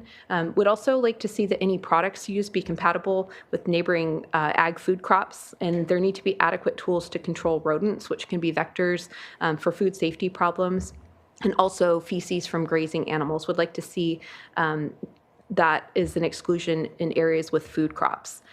For tier 3 and 4, for those ag preservation funds, would like to see those funds stay local versus going into a statewide bank. On the emergency notification procedures for the best fire, are there mechanisms to immediately notify the surrounding users versus going to an intermediary for that notification? And then had a question. So on page 51 and 53, I'm confused if the tier 3 and 4 are zoning clearance or discretionary. There was language that made it read like it was a zoning clearance. And then on page 64, I was wondering, is there a typo for the acreage for tier 3, and wanted clarification on what qualifies for a tier 3 permit. And then finally on page 51, who determines if it's feasible to avoid ag land? So in closing, we appreciate the opportunity to learn more about this and how we can increase options available for reliable and affordable electricity while also protecting health and compatibility. Thank you. All right, thank you. Next, we'll have Mary Hayden.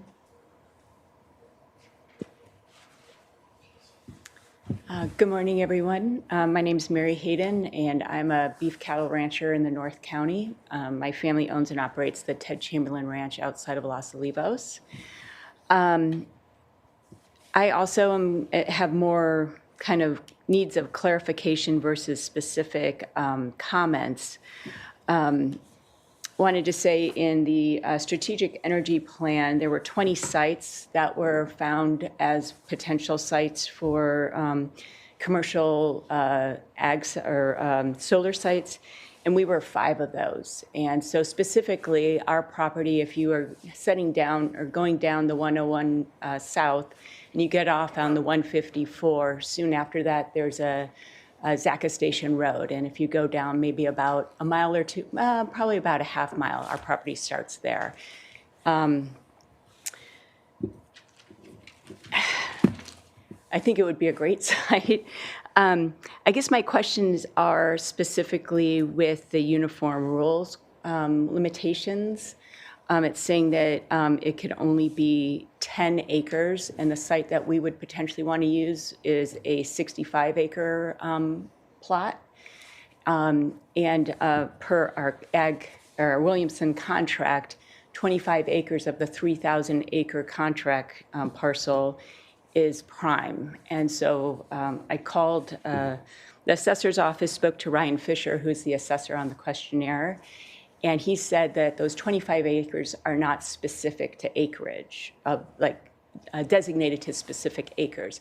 I don't know if that's true or not, and I don't know who I speak to about that, because it would be a bummer if this perfect spot on our property would be the 25 acres and we would not be able to use it.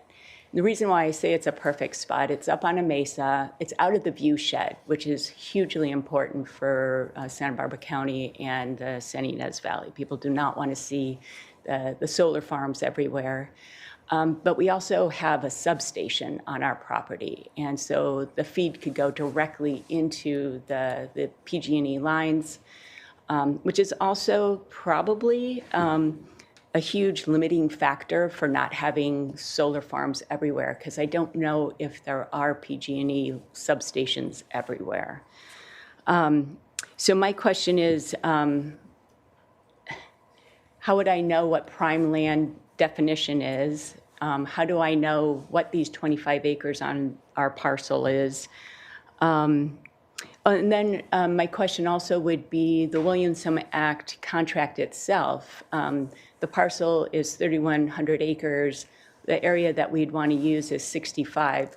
Would we have to take that parcel out of the Williamson contract to be able to do this? Or how would that work? And then getting a major CUP, what would the time frame on that be? I understand there's a lot of things you have to go through and get checked on. It sounds like APAC would be also reviewing it. So would this be a 2-year project, a 10-year project? I know it takes a long time to get a CUP. I think those are my main questions. So thank you very much for listening.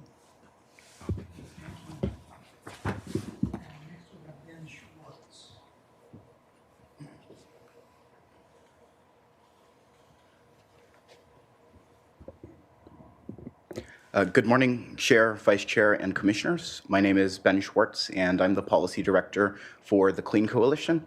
I submitted joint comments on behalf of Clean Coalition and Community Environmental Council. Clean Coalition is a nonprofit dedicated to accelerating the transition to renewable energy and a modern grid. And I just want to say, from a personal standpoint, it's really exciting to be here. I first worked on this as the first project that I did with the Clean Coalition, submitting comments on the Strategic Energy Plan in 2019. So it's great to see it's gotten this far, and thank you to staff for all the hard work that they've done. From the Clean Coalition's perspective, our focus is primarily the built environment. We want regulation that is clear, that is proportionate to the environmental impacts of a project, and that is practical, that acknowledges that the county code may not be up to date with state code, and it may not be up to date with trends in the renewable energy industry and where things are going. And it's important to align those to achieve local climate and energy goals and state climate and energy goals. So we provided a number of recommendations and appreciate the suggestions that we have those addressed here today. There are three main points that I wanted to cover today. The first is the actual reason for this, which is the Board of Supervisors created direction to address the definition of front of the meter. Right now, when we think of traditional rooftop solar, that is behind the meter, meaning behind the electrical meter and owned and controlled by a site, whereas front of the meter means connected directly to the utility grid. From the perspective of existing code, a rooftop solar system that is behind the meter is permitted and typically exempt. A rooftop solar system that is connected in front of the meter is considered to be utility scale and not permitted. And this is the only such definition that we've ever seen like this. It's extremely restrictive. So it's important that we are making that change to allow these systems. However, it's also important that we are not adding new restrictions to behind-the-meter projects that are already typically exempt. So that's the first point. The second point is that anything on the built environment built on an impervious substance should be included in Tier 1 and exempt from planning permit requirements. That includes parking canopy solar, which an example of that is just across the street. Right now, that would be included, that project, in Tier 2, and that creates a significant impediment to a project being completed in a timely manner. We've already got rooftop solar and parking structure solar in Tier 1. We just need to include parking canopy solar there as well. I know I don't have time, but the last point is on battery energy storage. And it is really critical to have energy storage systems because of their value to time shift energy, meaning collecting cheap, abundant solar energy and shifting that onto the grid or using it on site when it's most expensive during peak hours from 4 to 9 and when the grid is most strained. It's also critical for energy resilience. The Santa Barbara County line, South County is served by Southern California Edison, North County is served by PG&E, and those grids were never connected. And so having energy resilience, meaning the ability to respond to disturbances on the grid, including power outages, and ensure that critical electrical loads remain powered, is very important. And I'm happy to talk a lot more about that. I'll also note that Clean Coalition has given presentations in other jurisdictions, including County of Solana Beach and the City of Irwindale, about battery storage and safety issues, and we would be happy to present on something similar to the county. Thank you. I have a question of Mr. Schwartz. Yes. Yes.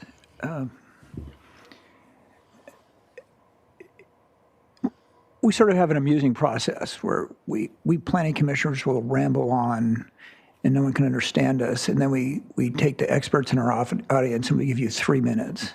And so there we are. But you had 8 recommendations, I believe, in your letter. We're going to go over those.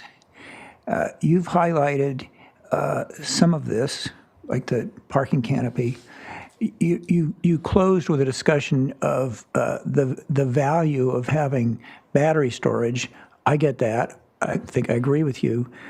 Can you highlight your key recommendation on battery storage? I mean, what is it you're concerned about with regard to this draft ordinance that you'd like to see different? If you can boil it down to battery storage in an answer supplemental to your 3 minutes. So I'll try to go quickly. Our recommendation is that any battery storage with a footprint of 0.25 acres or under should be included in Tier 1. And it should be allowed in any zone. Under the proposed ordinance, I could have a solar system plus a battery storage system that's included in Tier 1, and it would be exempt. But if I were to take that same system and say I want a solar project, Tier 1, and a standalone battery project, that battery project would be put into Tier 3 or Tier 4 automatically. And that would substantially change the permitting cost and the permitting time.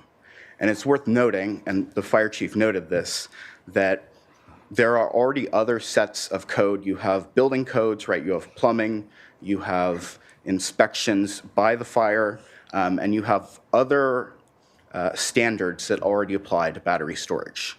So the question is, do we need to create additional standards and requirements during the planning permit process that are going to be duplicative of efforts that are further on down the line? As a practical matter, is there some reason created by economics or the workings of these things that would create a demand for quarter acre or less standalone battery storage? So absolutely. What would that be? An energy perspective, that would provide about 10 megawatt hours of battery storage. And just as an example, the Clean Coalition is working to develop 5 community microgrid projects, which require assets that are in front of the meter to power an entire section of the grid and provide resilience to that entire section. So we included one such image of a microgrid in the Isla Vista area, and we are working to get funds through an existing program up to $14 million. Having that energy storage is critical to being able to have enough power under any situation to provide that resilience. In other words, to continue powering that section of the grid in the event of an outage. And if you do not have energy storage, for example, if you only have solar, when the grid goes down, your solar will stop working. If you have solar plus a battery system, then your solar will continue to work as long as you have energy in that battery.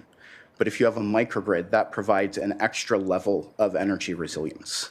And the Clean Coalition is very proud that we've worked with Santa Barbara Unified School District to deploy 14 solar plus storage and solar microgrid systems. That's solar or solar microgrids at a single site behind that meter. And now we are working to deploy community microgrids both in the South County and North County as well.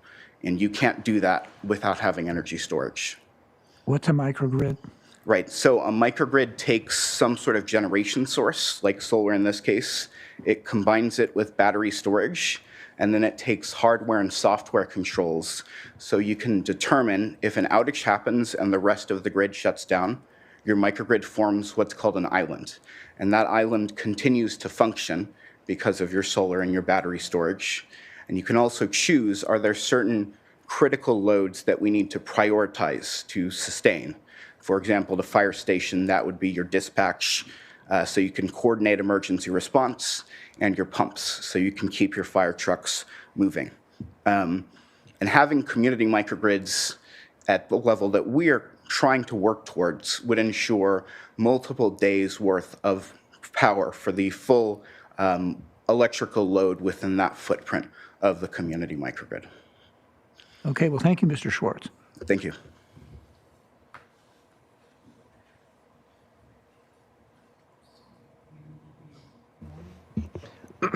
So before we move on to our online speakers, I just, with the help of our CSBTV staff, I just wanted to make sure that we didn't have any speakers in our South County hearing room first.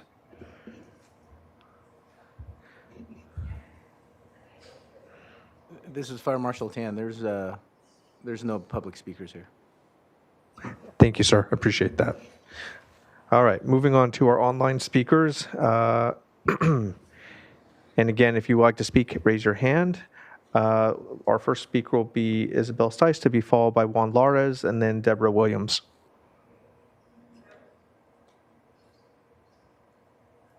Hi, everyone. Can you hear me? Yes, go ahead when you're ready. Hello? Amazing. Hello, everyone. Good morning. My name is Isabel Stice. I am a Policy and Communications Associate with the Clean Coalition, and I'm also a student at UCSB. I know Ben got to talk on a few of our amendments that we've proposed, but I just wanted to emphasize a few more key things, starting with, just as a pretext, projects under the streamlining permitting process in any tier would still be rigorously evaluated and tested in every other stage of the project development process. And this is important context in regards to our proposed amendment in moving parking canopy solar from tier 2 to tier 1. To go into that a little bit further, parking canopy solar is currently grouped in with ground mounted solar in tier 2, despite their different impact levels. Park canopy solar is deployed on the built environment. So basically places that have been previously developed, experienced grading, paving, and other development processes already that could cause potential environmental harm. And as a result, these park and canopy projects fail to result in any sort of land use changes or habitat impacts associated with ground-mounted solar. Under a Clean Coalition study of solar siting potential in the county, there's about 70% of our potential that exists on parking lots and parking structures. And by placing unnecessary barriers to development on these areas, the county would effectively prevent projects with minimal environmental efforts or environmental impacts from moving forward.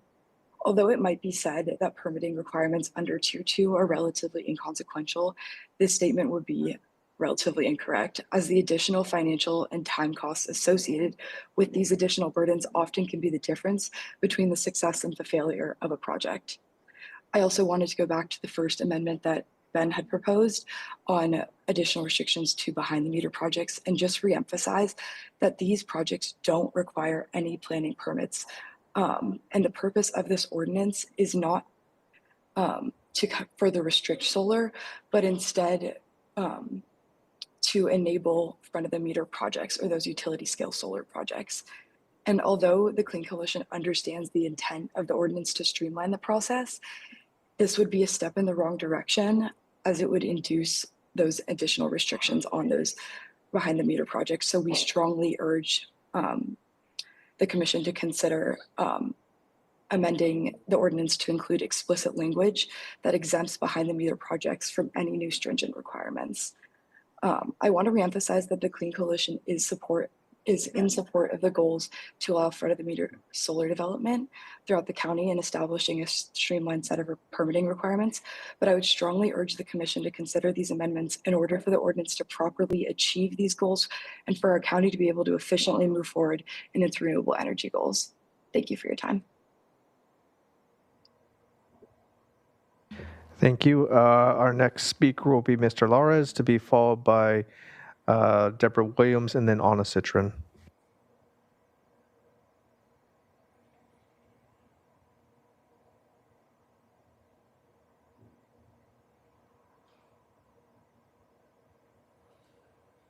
Hello? There we go. Sorry about We that. can hear you. Go ahead. Oh yeah, no problem. Go ahead. Good morning, Chair and Commissioners. My name is Juan Lares, and I work with regional partners focused on community engagement and equitable energy planning across the Central Coast.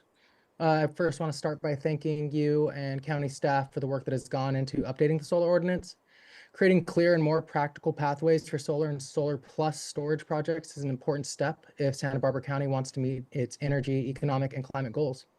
There are a few improvements that would help ensure the ordinance achieves these goals. First, as others have mentioned, projects on the built environment, such as rooftops, parking lots, and structures, should be categorized in Tier 1 and exempt from planning permit requirements. These projects use already developed spaces, have minimal land use impacts, and provide clear public benefits such as shade and local energy generation. Second, the ordinance should avoid adding new permitting requirements for projects that already qualify for streamlined review. Clear and predictable rules help reduce unnecessary costs and delays while still maintaining the county's oversight and safety standards. Third, small battery energy storage systems paired with solar should also be included in Tier 1. Energy storage plays an important role in maintaining reliability during peak demand, heat events, and the countless emergencies we face in the region.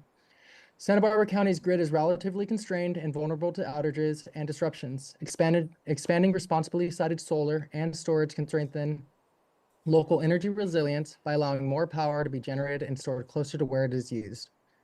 Taken together, these updates would help ensure the ordinance supports responsible, clean energy development while maintaining the county's ability to evaluate projects carefully and protect community priorities. I encourage the Commission to incorporate these improvements and move the ordinance forward. Thank you for your time and service. Our next speaker will be Deborah Williams, to be followed by Anna Citron. Good morning, Chair and Commissioners. My name is Deborah Williams, and I'm making sure you're hearing me. Are you hearing me? Yes, go ahead. Oh, very good, because my time didn't start going down. So excellent. Let's start from the beginning again. Good morning, Chair and Commissioners. My name is Deborah Williams. I'm a resident of Goleta, and it's an honor to speak with you this morning. This issue is coming up at a very important historical time. I think we recognize here and throughout the nation and the world that renewable energy, energy storage, to help us detach from our dependence on oil and natural gas is more important than ever. So it is very timely that you are considering this. I not only own a home in Goleta, but we have 16 solar panels on the home, and we just installed a full house Franklin storage battery, which we are enjoying a great deal. We are walking the talk. I am also a lecturer at UCSB in the Environmental Studies Department. And I can't say I'm officially channeling my students in this presentation, but I strongly believe that taking the actions that the Clean Coalition is suggesting, is recommending, is important not just for us, but important for our students and future generations. And so I really encourage you to accept the recommendations of the Clean Coalition, both in my professional, personal, and intergenerational equity capacity. I would just like to highlight 3 of their recommendations in the time remaining. First, we happen to live just a few blocks from the Goleta Valley Middle School and their wonderful solar parking lot project. These are throughout the city and throughout the county. Everything should be done to promote the expansion of solar parking lot projects. And so they should definitely all be categorized as Tier 1 projects, and they should be advanced wherever possible. This not only is good for our independence from non-renewable fossil fuels, but also as a message to our youth that we are invested in their future. I also strongly recommend the adoption of the storage recommendation. It's just 1/4 acre maximum. Battery storage, again, we're walking the talk, and that in general, the recommendation 1, the ordinance should not create additional restrictions or requirements for projects that do not require planning permits, notably behind the meter projects. Thank you so much for listening to this testimony. Really appreciate Commissioner Ford's comments and your other comments, and please do the right thing. Thank you very much. Thank you. And our final speaker will be Anna Citron. Good morning. Can you hear me? Yes, go ahead. Great. Good morning, Chair Reed and Planning Commissioners. I'm Anna Citron, Legal and Policy Director for the Gaviota Coast Conservancy. GCC understands just how important the transition to renewable energy is, and we generally support this ordinance and in particular efforts to advance solar projects within the built environment. We do have some concerns about Tier 4 facilities on agricultural and undeveloped lands. And specifically, we do not support allowing Tier 4 facilities on the Gaviota Coast, particularly within the coastal zone. The Gaviota Coast is the last relatively undeveloped coastal landscape in Southern California. It's a global biodiversity hotspot and has many important cultural and historic sites. Agriculture on the Gaviota Coast continues a long legacy of coastal California agricultural history that has disappeared from our coast elsewhere. To protect these irreplaceable resources, GCC has consistently fought to prevent industrialization of the Gaviota Coast. Tier 1 through 3 solar energy systems, including community-scale solar energy facilities on the Gaviota Coast, can be a meaningful part of the transition to renewable energy. However, large Tier 4 facilities are, in our view, not compatible with this resource-sensitive agricultural landscape.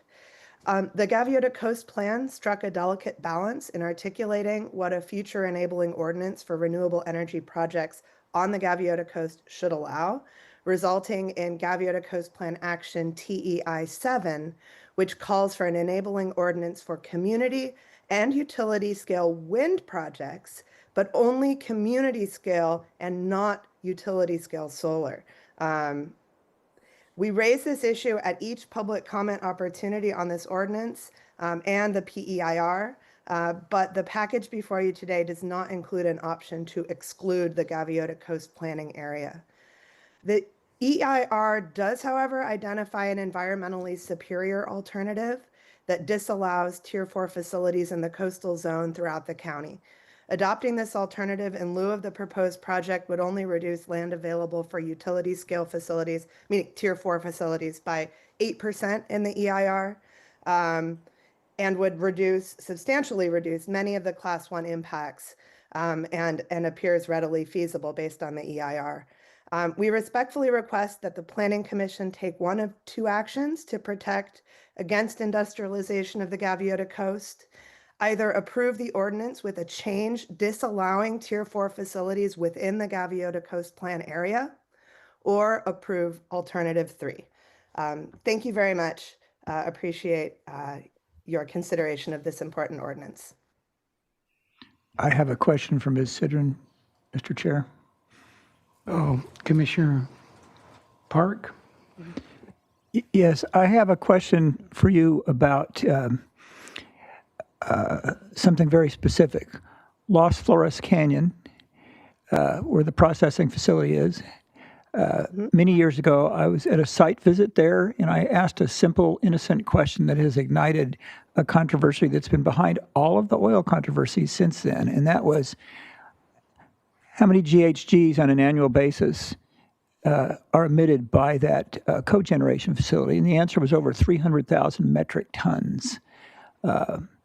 And it's something we think about if we're going to start a pipeline again. And so I suggested that that cogeneration plant be replaced by a solar facility. If that was to occur, which would be a dream of mine, would that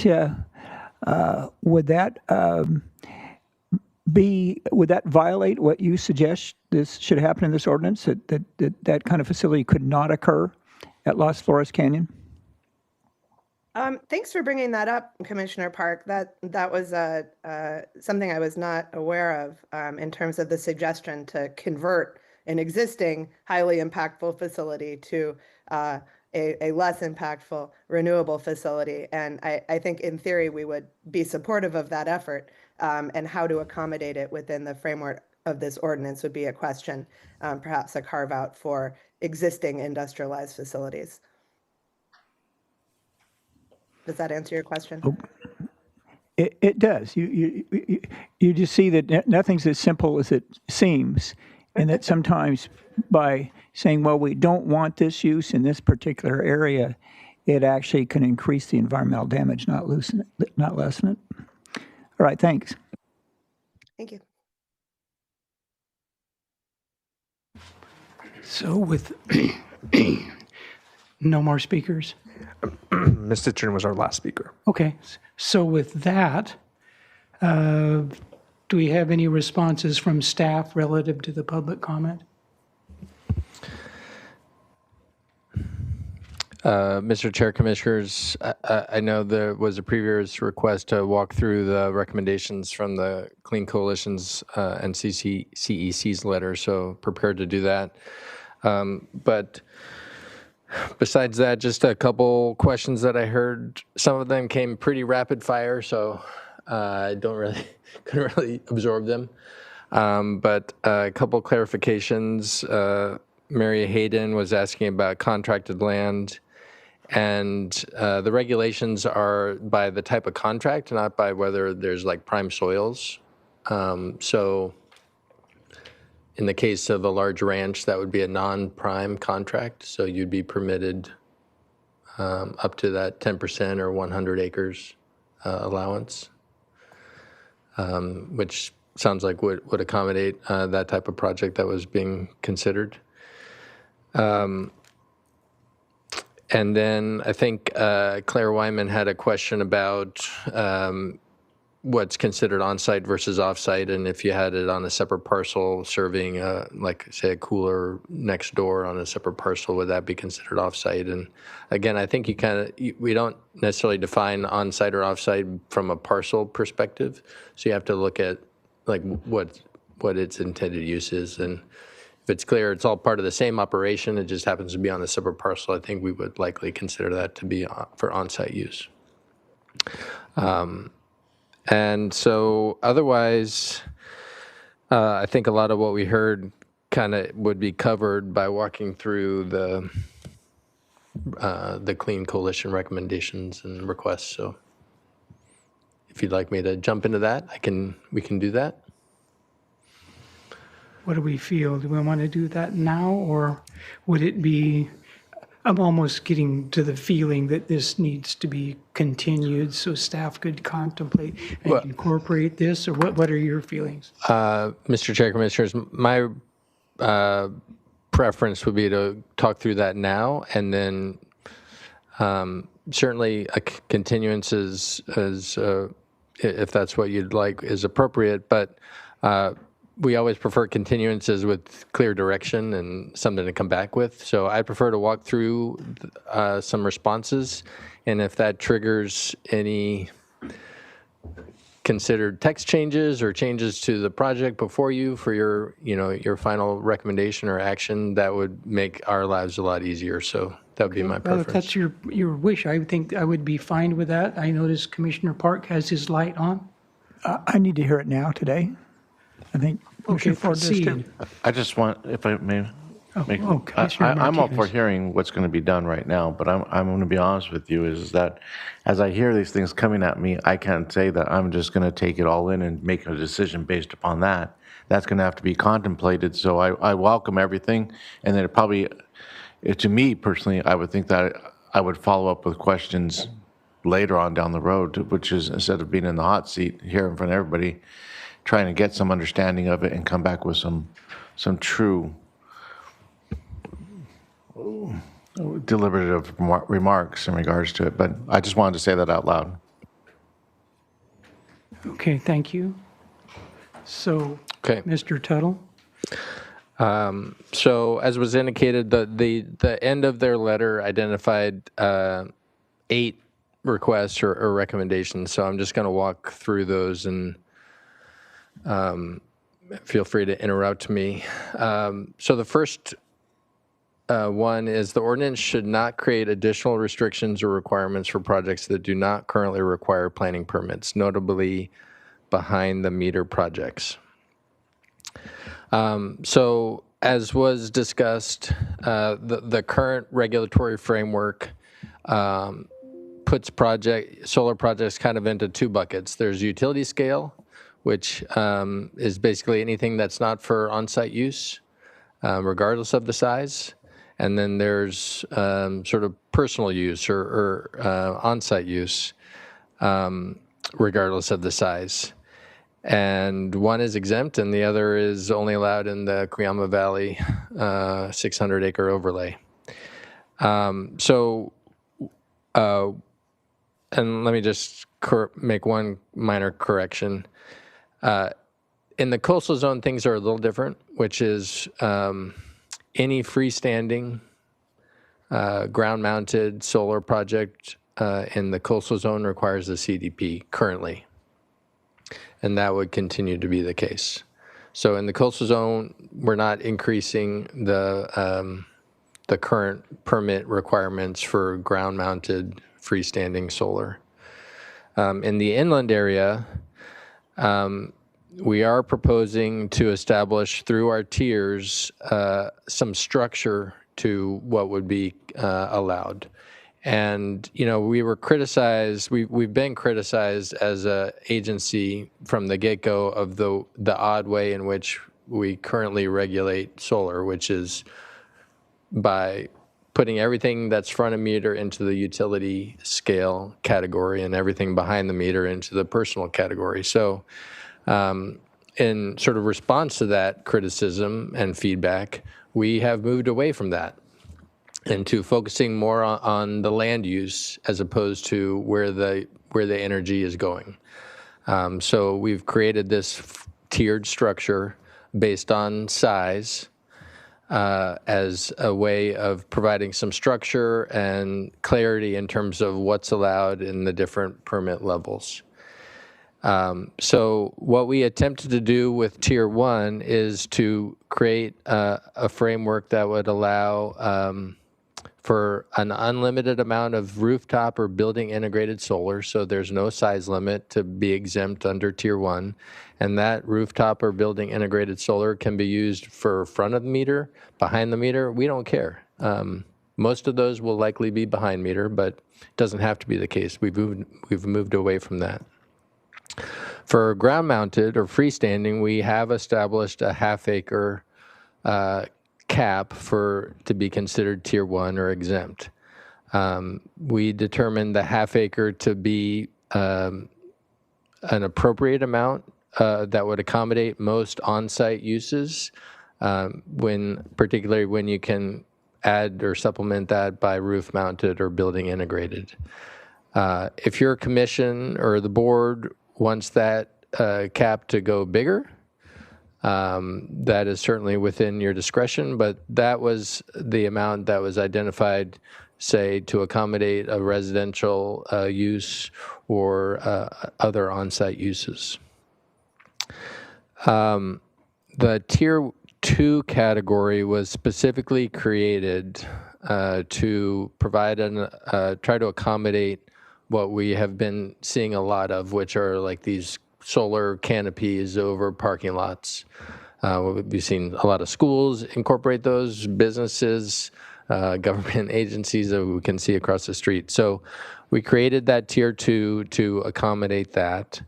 The permit level, rather than making them exempt or allowing them as exempt without any max size, we did put them into a zoning clearance level, which is a ministerial staff level permit, so it's not a discretionary approval.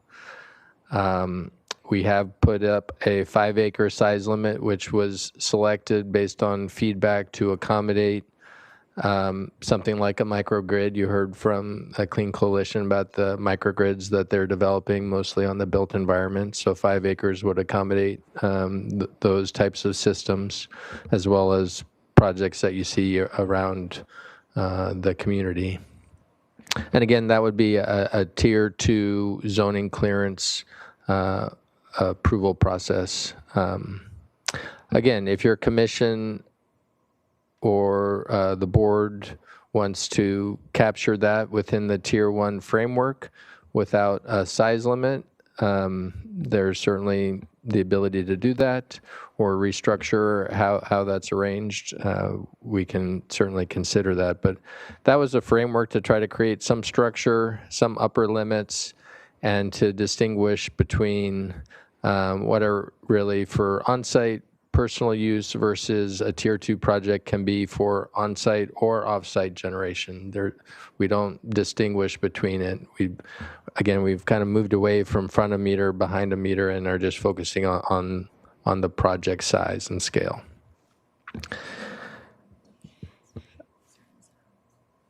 Tier 1 and Tier 2 are allowed in all zones. And yeah, I'm reminded that, so we have proposed that for a certain subset of zones, mainly those zones that have are particularly like resource sensitive or are intended to protect sort of a use. So our ag zones, our resource management, our mountainous zones, those Tier 2 projects in those zones would be limited to on-site use. We don't really think those zones are appropriate for off-site Tier 2 utility generation. So that's why we've structured it the way it is. It is different than the current structure in terms of providing some limits for that would come into play for behind the meter. But we do believe that the half-acre allowance for the Tier 1 exempt level should be sufficient to accommodate most on-site uses, combined with no size limit for the roof-mounted or building integrated. And then for the tier 2, keeping it at a zoning clearance level in the inland area or a non-appealable CDP in the coastal zone. That would actually be downshifting from what the current permit requirement is in the coastal zone, was an appropriate starting point.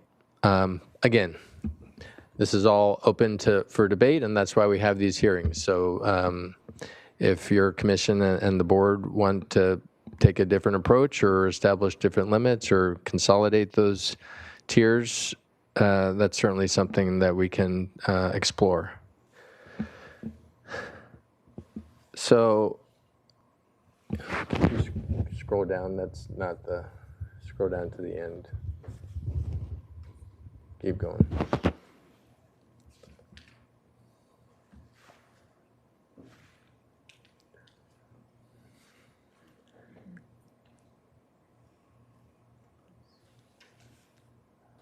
It's all the way at the top.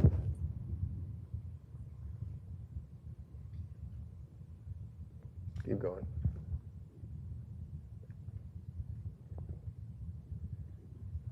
Okay. The second recommendation, parking canopy solar should be categorized as a tier 1 project like building integrated or roof mounted, and thereby exempt from planning permit requirements at all project sizes. So I kind of touched on that with my first response, but we have proposed a 5-acre size limit for those parking canopy scenarios, and are proposing that it would fall within tier 2, which would be a zoning clearance. It does have to be on the built environment or some area that's already developed or improved, but we don't distinguish between how that energy is used, so it could be for on-site or off-site use. So again, currently, if it's for off-site use, you can't develop it under our existing regulations. If it's for on-site use, currently, it would be exempt in the inland area, require a CDP in the coastal zone. So that is a bit of a shift, again, in sort of the way we're approaching these, is moving away from how it's being used to focusing on the size and scale. If your commission and or board are interested in accommodating that through the tier 1 concept or umbrella, that's, again, something we can certainly explore, but we're trying to come up with this sort of stepwise or tiered approach to accommodate most situations without adding a lot of extra permit process. The zoning clearance, again, is intended to be at staff level. It's ministerial. It's just to make sure a project is reviewed for compliance with the development standards. If it meets those standards, then the permit is issued and they can move on to their building permit. So I don't think it would add a lot of time or process or be burdensome, but that's up to the decision makers. The third comment, energy storage, both paired and standalone, up to 10 megawatt hours should be included in tier 1 and exempt from planning permit requirements. So back to, well, first of all, if it is paired, if it's energy storage that is paired, 1/4 of an acre, that would fall normally in the tier 1 category, because a tier 1 can be up to 1/2 acre in size. If it's standalone, back to a comment I made earlier, this project, the scope of this project was not to facilitate and approve or expand where standalone battery energy storage systems could be developed within the county. That was not what we were tasked with this project. So it's not something we have explored. It's not something the board asked us to look at. I understand battery storage, standalone battery energy storage has a whole host of issues that we haven't really considered as part of this work effort. So my recommendation is to kind of stay within our current project scope and focus on not get into the mix of addressing standalone battery energy storage. But if the decision makers want to consider that, if it meets the size allowances for Tier 1, it's something we could explore. I think the fourth recommendation is kind of the same thing. Battery storage that meet Tier 1 should be allowed in all zones. If it's paired with a solar project, it would be allowed in all zones. So I think that comment, again, goes back to the notion of trying to allow for standalone battery energy storage systems, which is beyond the scope of this project. Fifth, for paired solar and storage projects where the solar component qualifies as Tier 1, permitting requirements should be determined based on the acreage of the storage. I'm not exactly sure what that is intending to mean, but the way we define the footprint allowances, it's the footprint of all of the project. So it would be the solar plus any appurtenant structures. So if there's a battery component, if there's inverters, the footprint allowances capture the whole of the system. So if the battery storage and the solar fell within the size allowances for Tier 1, then they'd be permitted as a Tier 1. I think the sixth one, there's a weird numbering thing. Projects should remain in Tier 1 unless the storage footprint exceeds quarter acre. I think that's kind of the same comment. 7, the ordinance should provide all actionable information upfront in one central location. That's more like the way our ordinance might be organized. I can't really speak to that. I believe our ordinance is set up consistent with the way our ordinance is set up, and all of the solar regulations are packaged into one section of the zoning code. And then the 8th comment, as far as how you determine project acreage, that is in our definitions for the different tiers and for the different systems and facilities. It does clearly state that the footprint or the acreage includes both the solar plus all the accessory equipment that is included as part of that. So that's I think that's our response to those questions or comments or recommendations. Happy to discuss any of those particular ones further. Or if you have any follow-up questions that you'd like me to elaborate on, happy to do that. So I learned long ago, you can turn any comment into a question. And so I'm going to try here. And of course, as a preface, I need to make a comment that I generally favor these recommendations, but for item number 4, which I didn't quite get, I'm kind of imagining what it would be like to have a DR12 zone or something like that with a quarter-acre battery storage facility standalone in the middle. So I'm not sure about item 4, but otherwise, I'm for all of those. And I realize that some of them are duplicative and some of them are already in your ordinance anyway. But of the things that are in those 8 recommendations that were we all to support them,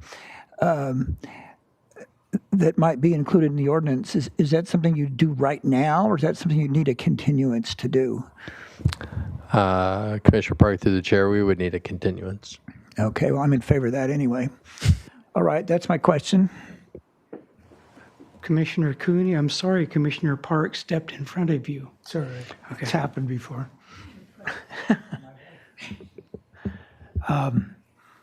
Well, to begin with, I think there's a marked improvement in what you've presented. And I liked a lot of what you and your team offered initially. And I thought what was going through my mind was there's no way we can do more than just kind of move it along. It's like when it was brought to us, it's like the fourth inning, and we could spend a lot of time and try to wordsmith things a little bit here and a little bit there, but I at least am prepared to support the version that you just spelled out for us.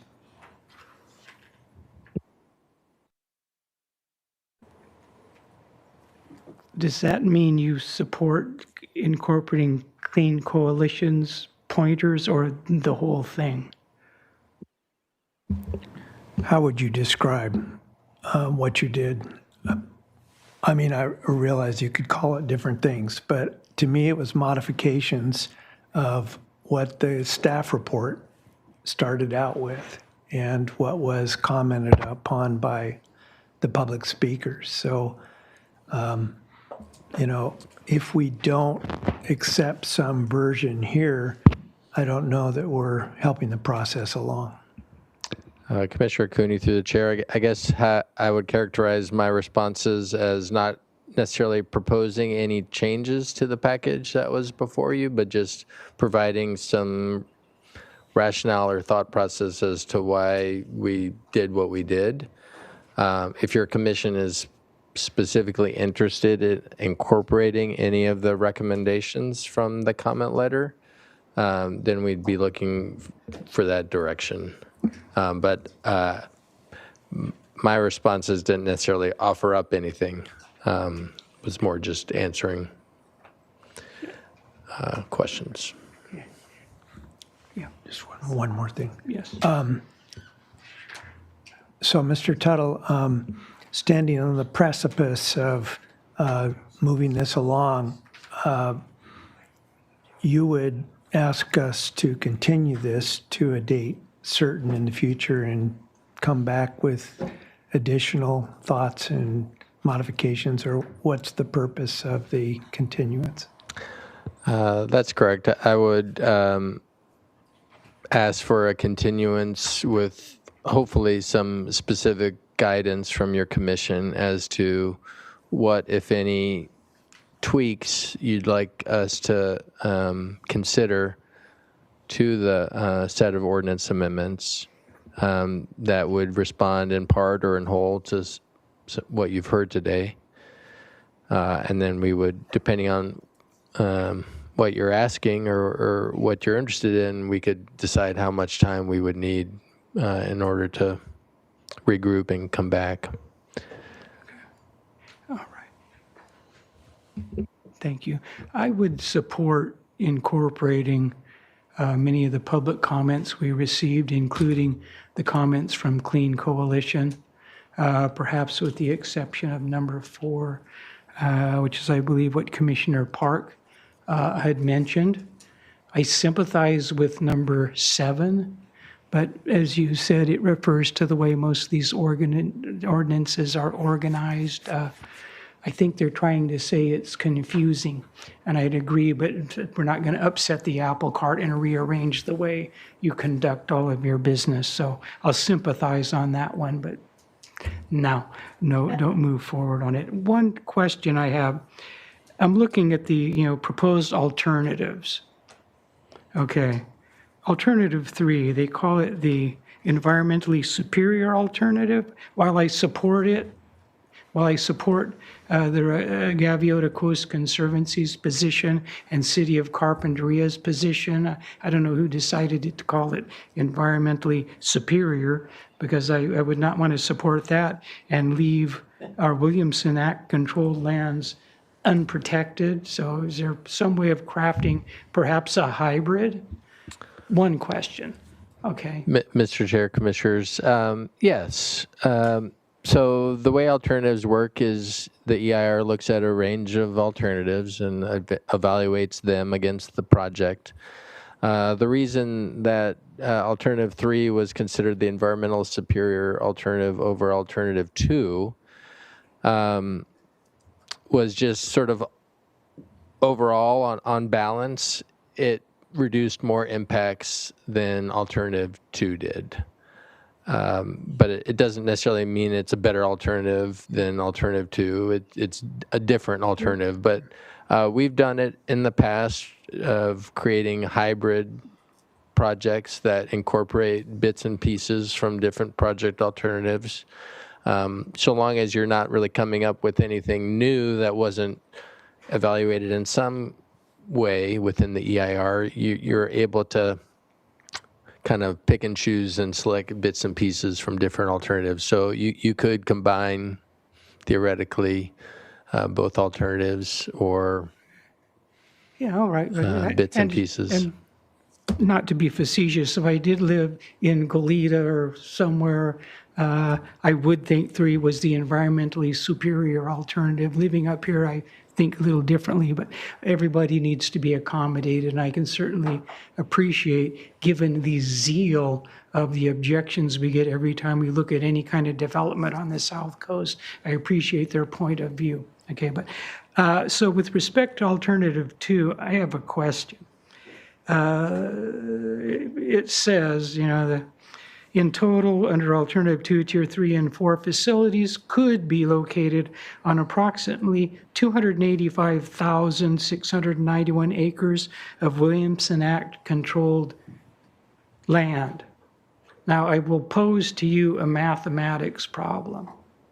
How many premises are included in that 286,000 acres? And given the fact that each premises could have a 100-acre facility potentially at most, what's the total amount of acreage that could be if every one of those premises created a 100-acre facility?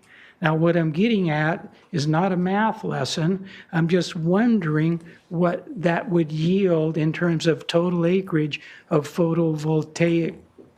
I will be kind and call them facilities. I won't say wasteland again. But how many acres that would be? Because I'm thinking along the lines, well, maybe we go with that, but perhaps we could think in the area of establishing a cap for like 5 years to see how many are built out. At the end of 5 years, if that is satisfied, we could consider increasing the size of a cap. I just like the idea of a cap or an overlay as something of an insurance policy against overbuilding and some sort of unintended transformation of our county open spaces. So I'd like that to be considered, and I would invite opinions from other commissioners with respect to that. So, Mr. Chair, Commissioners, I think that's something that if and when it's continued, we can come back with some data on how many premises there are out there, both prime and non-prime contracts, to figure out if everyone were to come in with a project, what that maximum build-out potential would be. Yeah, I would appreciate that. I think it would help us make a quite necessarily better informed decision with respect to the potential transformational aspects of this program. So are we ready for deliberations, leanings? Commissioner Park, I'm sorry, I didn't see your light.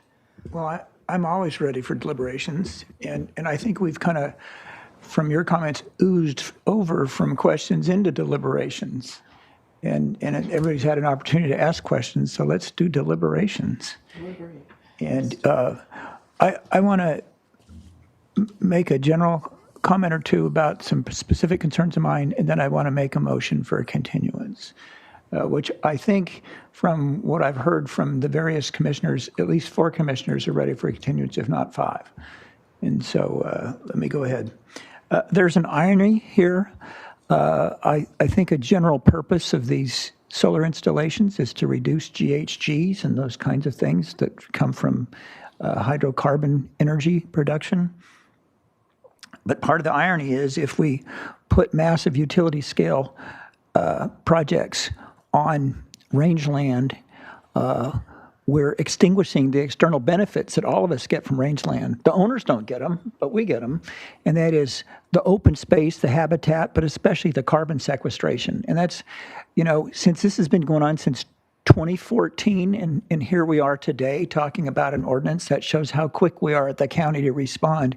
But in those 11 or 12 years, Mary Hayden's ranch and all the other cattle ranches are out there actively sequestering carbon through the oak trees and grasslands, and it's been very beneficial to us all. So I don't want to remove, or I'm wary of removing rangeland for solar installations if it's out of balance. What would I mean by out of balance?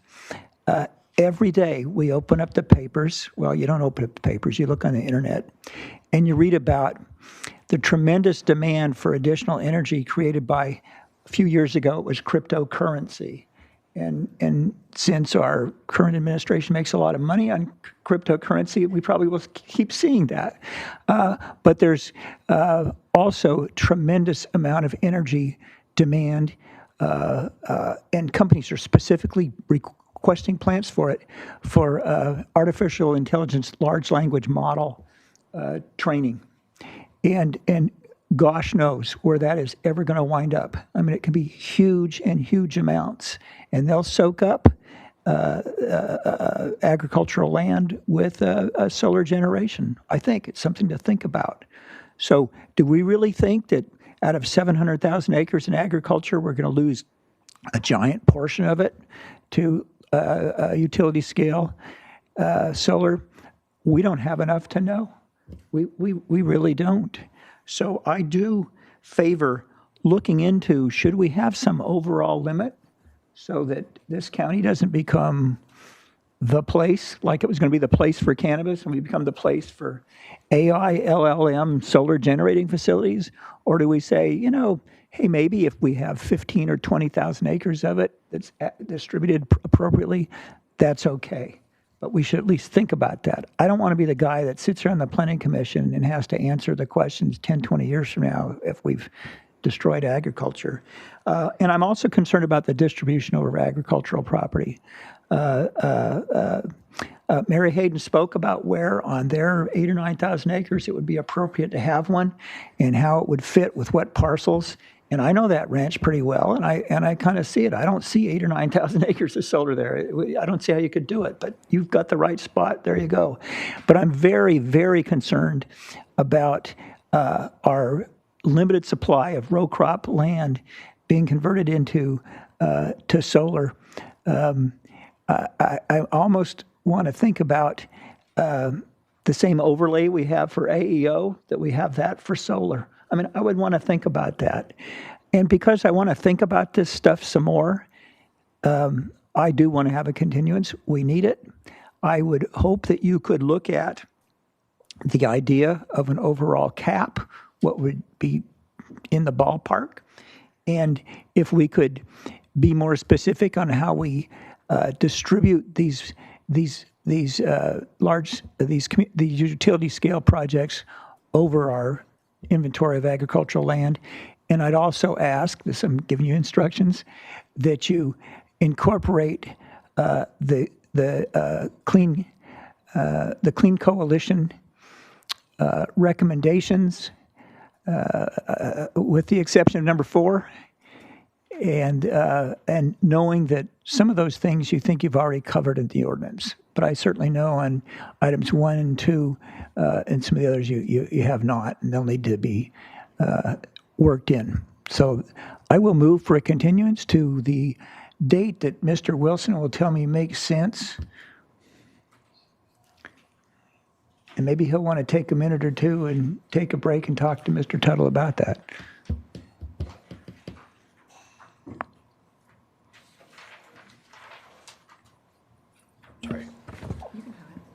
Sorry. Chair and Commissioners, we're looking at May 6th as a potential date. Okay. As of right now, that would be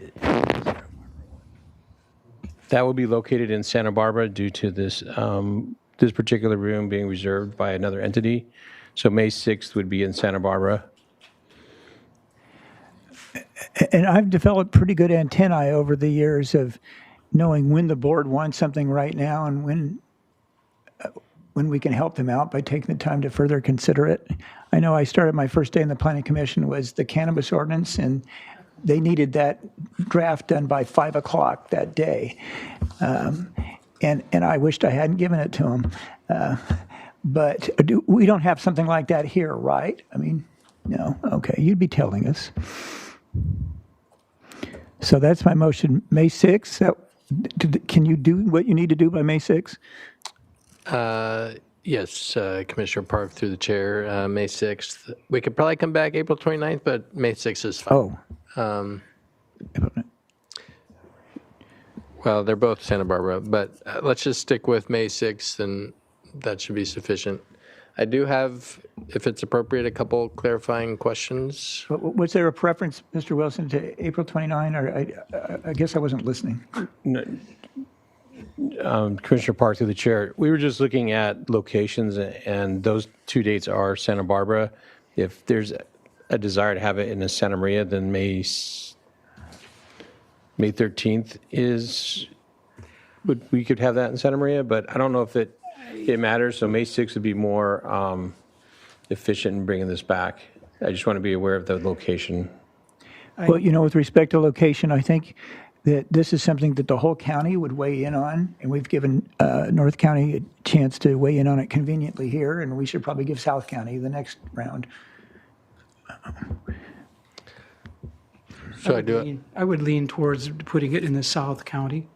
One of the things I said that, I find a bit disappointing. We have so many environmental groups who routinely appear to voice their opinion on any sort of rural developments that might affect our natural lands, yet they are strangely absent and mute here. So perhaps if we have it in Santa Barbara, it would afford them the capacity to appear and make comment. Letters are public comment. Not nearly enough. Well, they are, though. A few. Anyway, so my motion is May 6th, Santa Barbara. Okay, Mr. Take it from there. I do.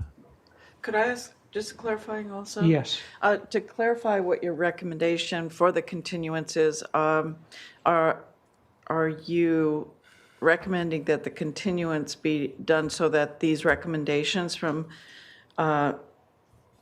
coastal, I'm sorry, I'm going blank, but that the coastal suggestions be incorporated as a condition of the continuance? Go ahead. Yes. Okay, great. I did exclude number 4. Yes. And I did this realizing that we had comments from Mr. Tuttle that some of these ideas were already captured in the ordinance. That's right. But whatever way he sees fit to do that. Do you need a second now or after Mr. Tuttle speaks? I think we should wait for him to speak. All right. Scroll up. So I do just have a couple points of clarification. And that is with regard to battery energy storage, standalone battery energy storage. So their third recommendation is that energy storage project, whether it's paired or standalone, up to 1/4 acre, should be included in Tier 1 and exempt from planning permit requirements. But then 3 and 4 are kind of saying the same thing. 4 is saying that storage projects meeting Tier 1 should be expressly allowed in all zones. That would mean a battery storage system with no planning permit allowed in a residential zone up to 1/4 acre, standalone. Is that something that you are wanting to see happen? Speak to that. Yes. Yeah. Look, I think that Mr. Schwartz gave a logical explanation. I even understood it on microgrids in Isla Vista, for example, and that you might have a good practical need for a 1/4 acre or less a standalone battery storage facility, but it's in affiliation with a nearby solar or some other purpose, okay? But having what's called out in number 4, which is allowing a battery storage facility in every zone, including design residential, without any connection whatsoever to solar or anything else. I mean, who knows what it would be generated with. That seems overly broad to me. So that's why I left 4 out. Okay, so, but maybe there's a way to make it more specific. well, I mean, I guess I would contend that we already accommodate 3, which is if you're doing battery storage in support of like a microgrid or supportive of a solar project, then that would be allowed under our current set of proposals. It's the standalone battery storage that has no tie or connection to a solar project, a microgrid, or what have you, that we're not addressing as part of this current package. So, and I just wanted to be clear on that what we're coming back with is not addressing standalone battery energy storage. Yeah.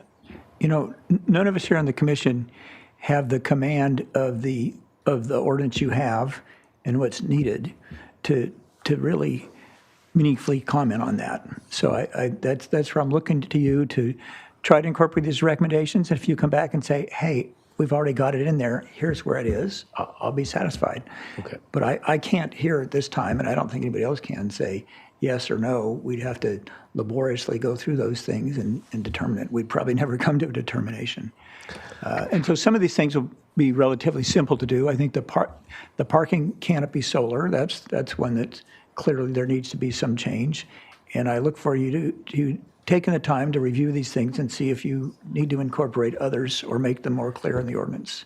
And you'll report to us on May 6th, and we'll do what we do then.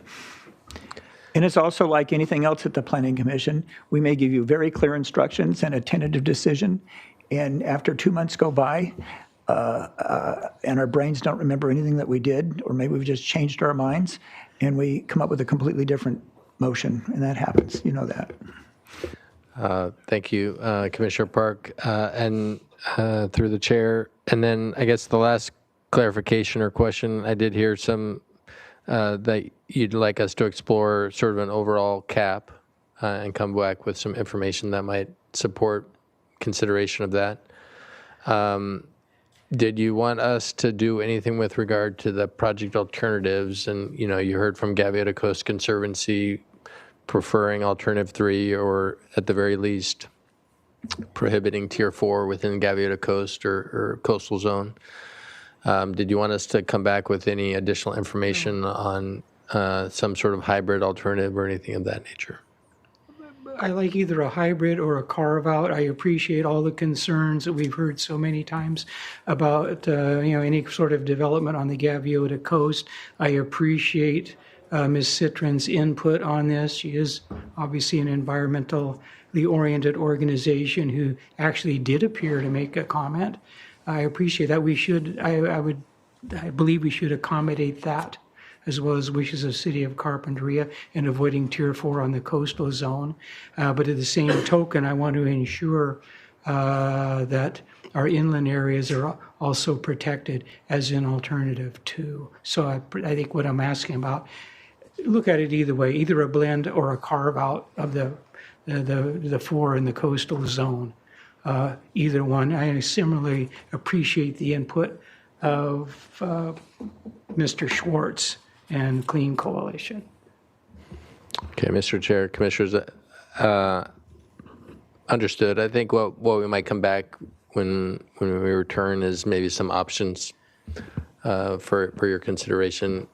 We probably will not write it in ordinance format because it's still open to a lot of movement, I think, but we can at least come with some options that you're. Well, I think after we have the calculation based on acres available and number of premises, what that would produce, that'd give us a better basis to make a determination on if a cap would be feasible or necessary.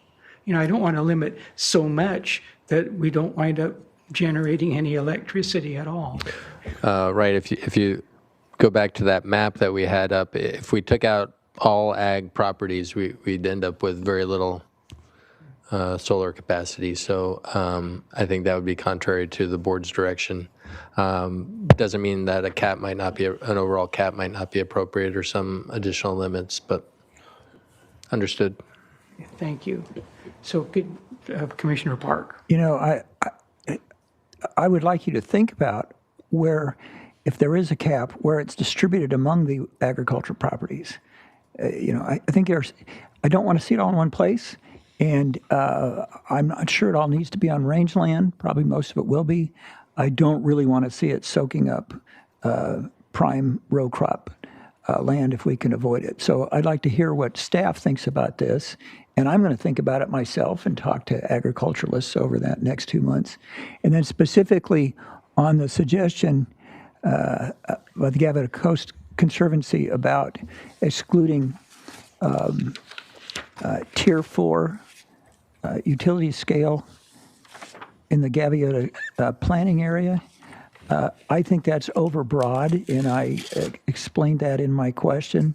I mean, I've been saying for what is it now, 6, 7 years, that if you turn Los Flores back on because you solve the transportation problem with trucking or with a pipeline, then you're going to increase the GHGs in this county by about 70%, because the GHGs at that cogeneration plant emitted in 2015 were about 40 to 45% of the total GHGs in this county. So, you know, I think one solution, if that happens, and by the way, if it happens, is outside of county control. It's going to be based on state and what the federal government does, which is never predictable. And so we may see that thing fire up again. And if it does fire up, I would sure hope that it got an EIR, and I would sure hope that one alternative would be electrical power produced by solar generation at Los Flores Canyon instead of the cogeneration plant that burns natural gas. So I do not favor that exclusion of all utility scale solar in the coastal zone, or that planning area, which they're not exactly the same. Commissioner Martinez? Oh, I was just ready to vote on the continuance. Okay. Commissioner Ford? Oh, sorry. Nope. Oh. I'm good. So could you restate your motion just so we can get a second? Yes, the motion is to continue this matter to May 6th and to incorporate the coalition's recommendations. There's 8 of them set forth on the end of their letter to us. But for those recommendations you think are already included in the ordinance, and you'll explain that to us, and also excluding item number 4, and that you prepare some options relating to an overall cap on utility scale solar in this county and on the distribution of utility scale solar on agricultural lands. Chair Reed, Commissioner Park, does that motion also include looking at the cap and the distribution of ag, exploring options on the environmental alternatives as well? Yeah. Can we include that too? Sure. I'm not sure what that means, but other people want it, go for it. Yeah. I do. I can second it with that addition.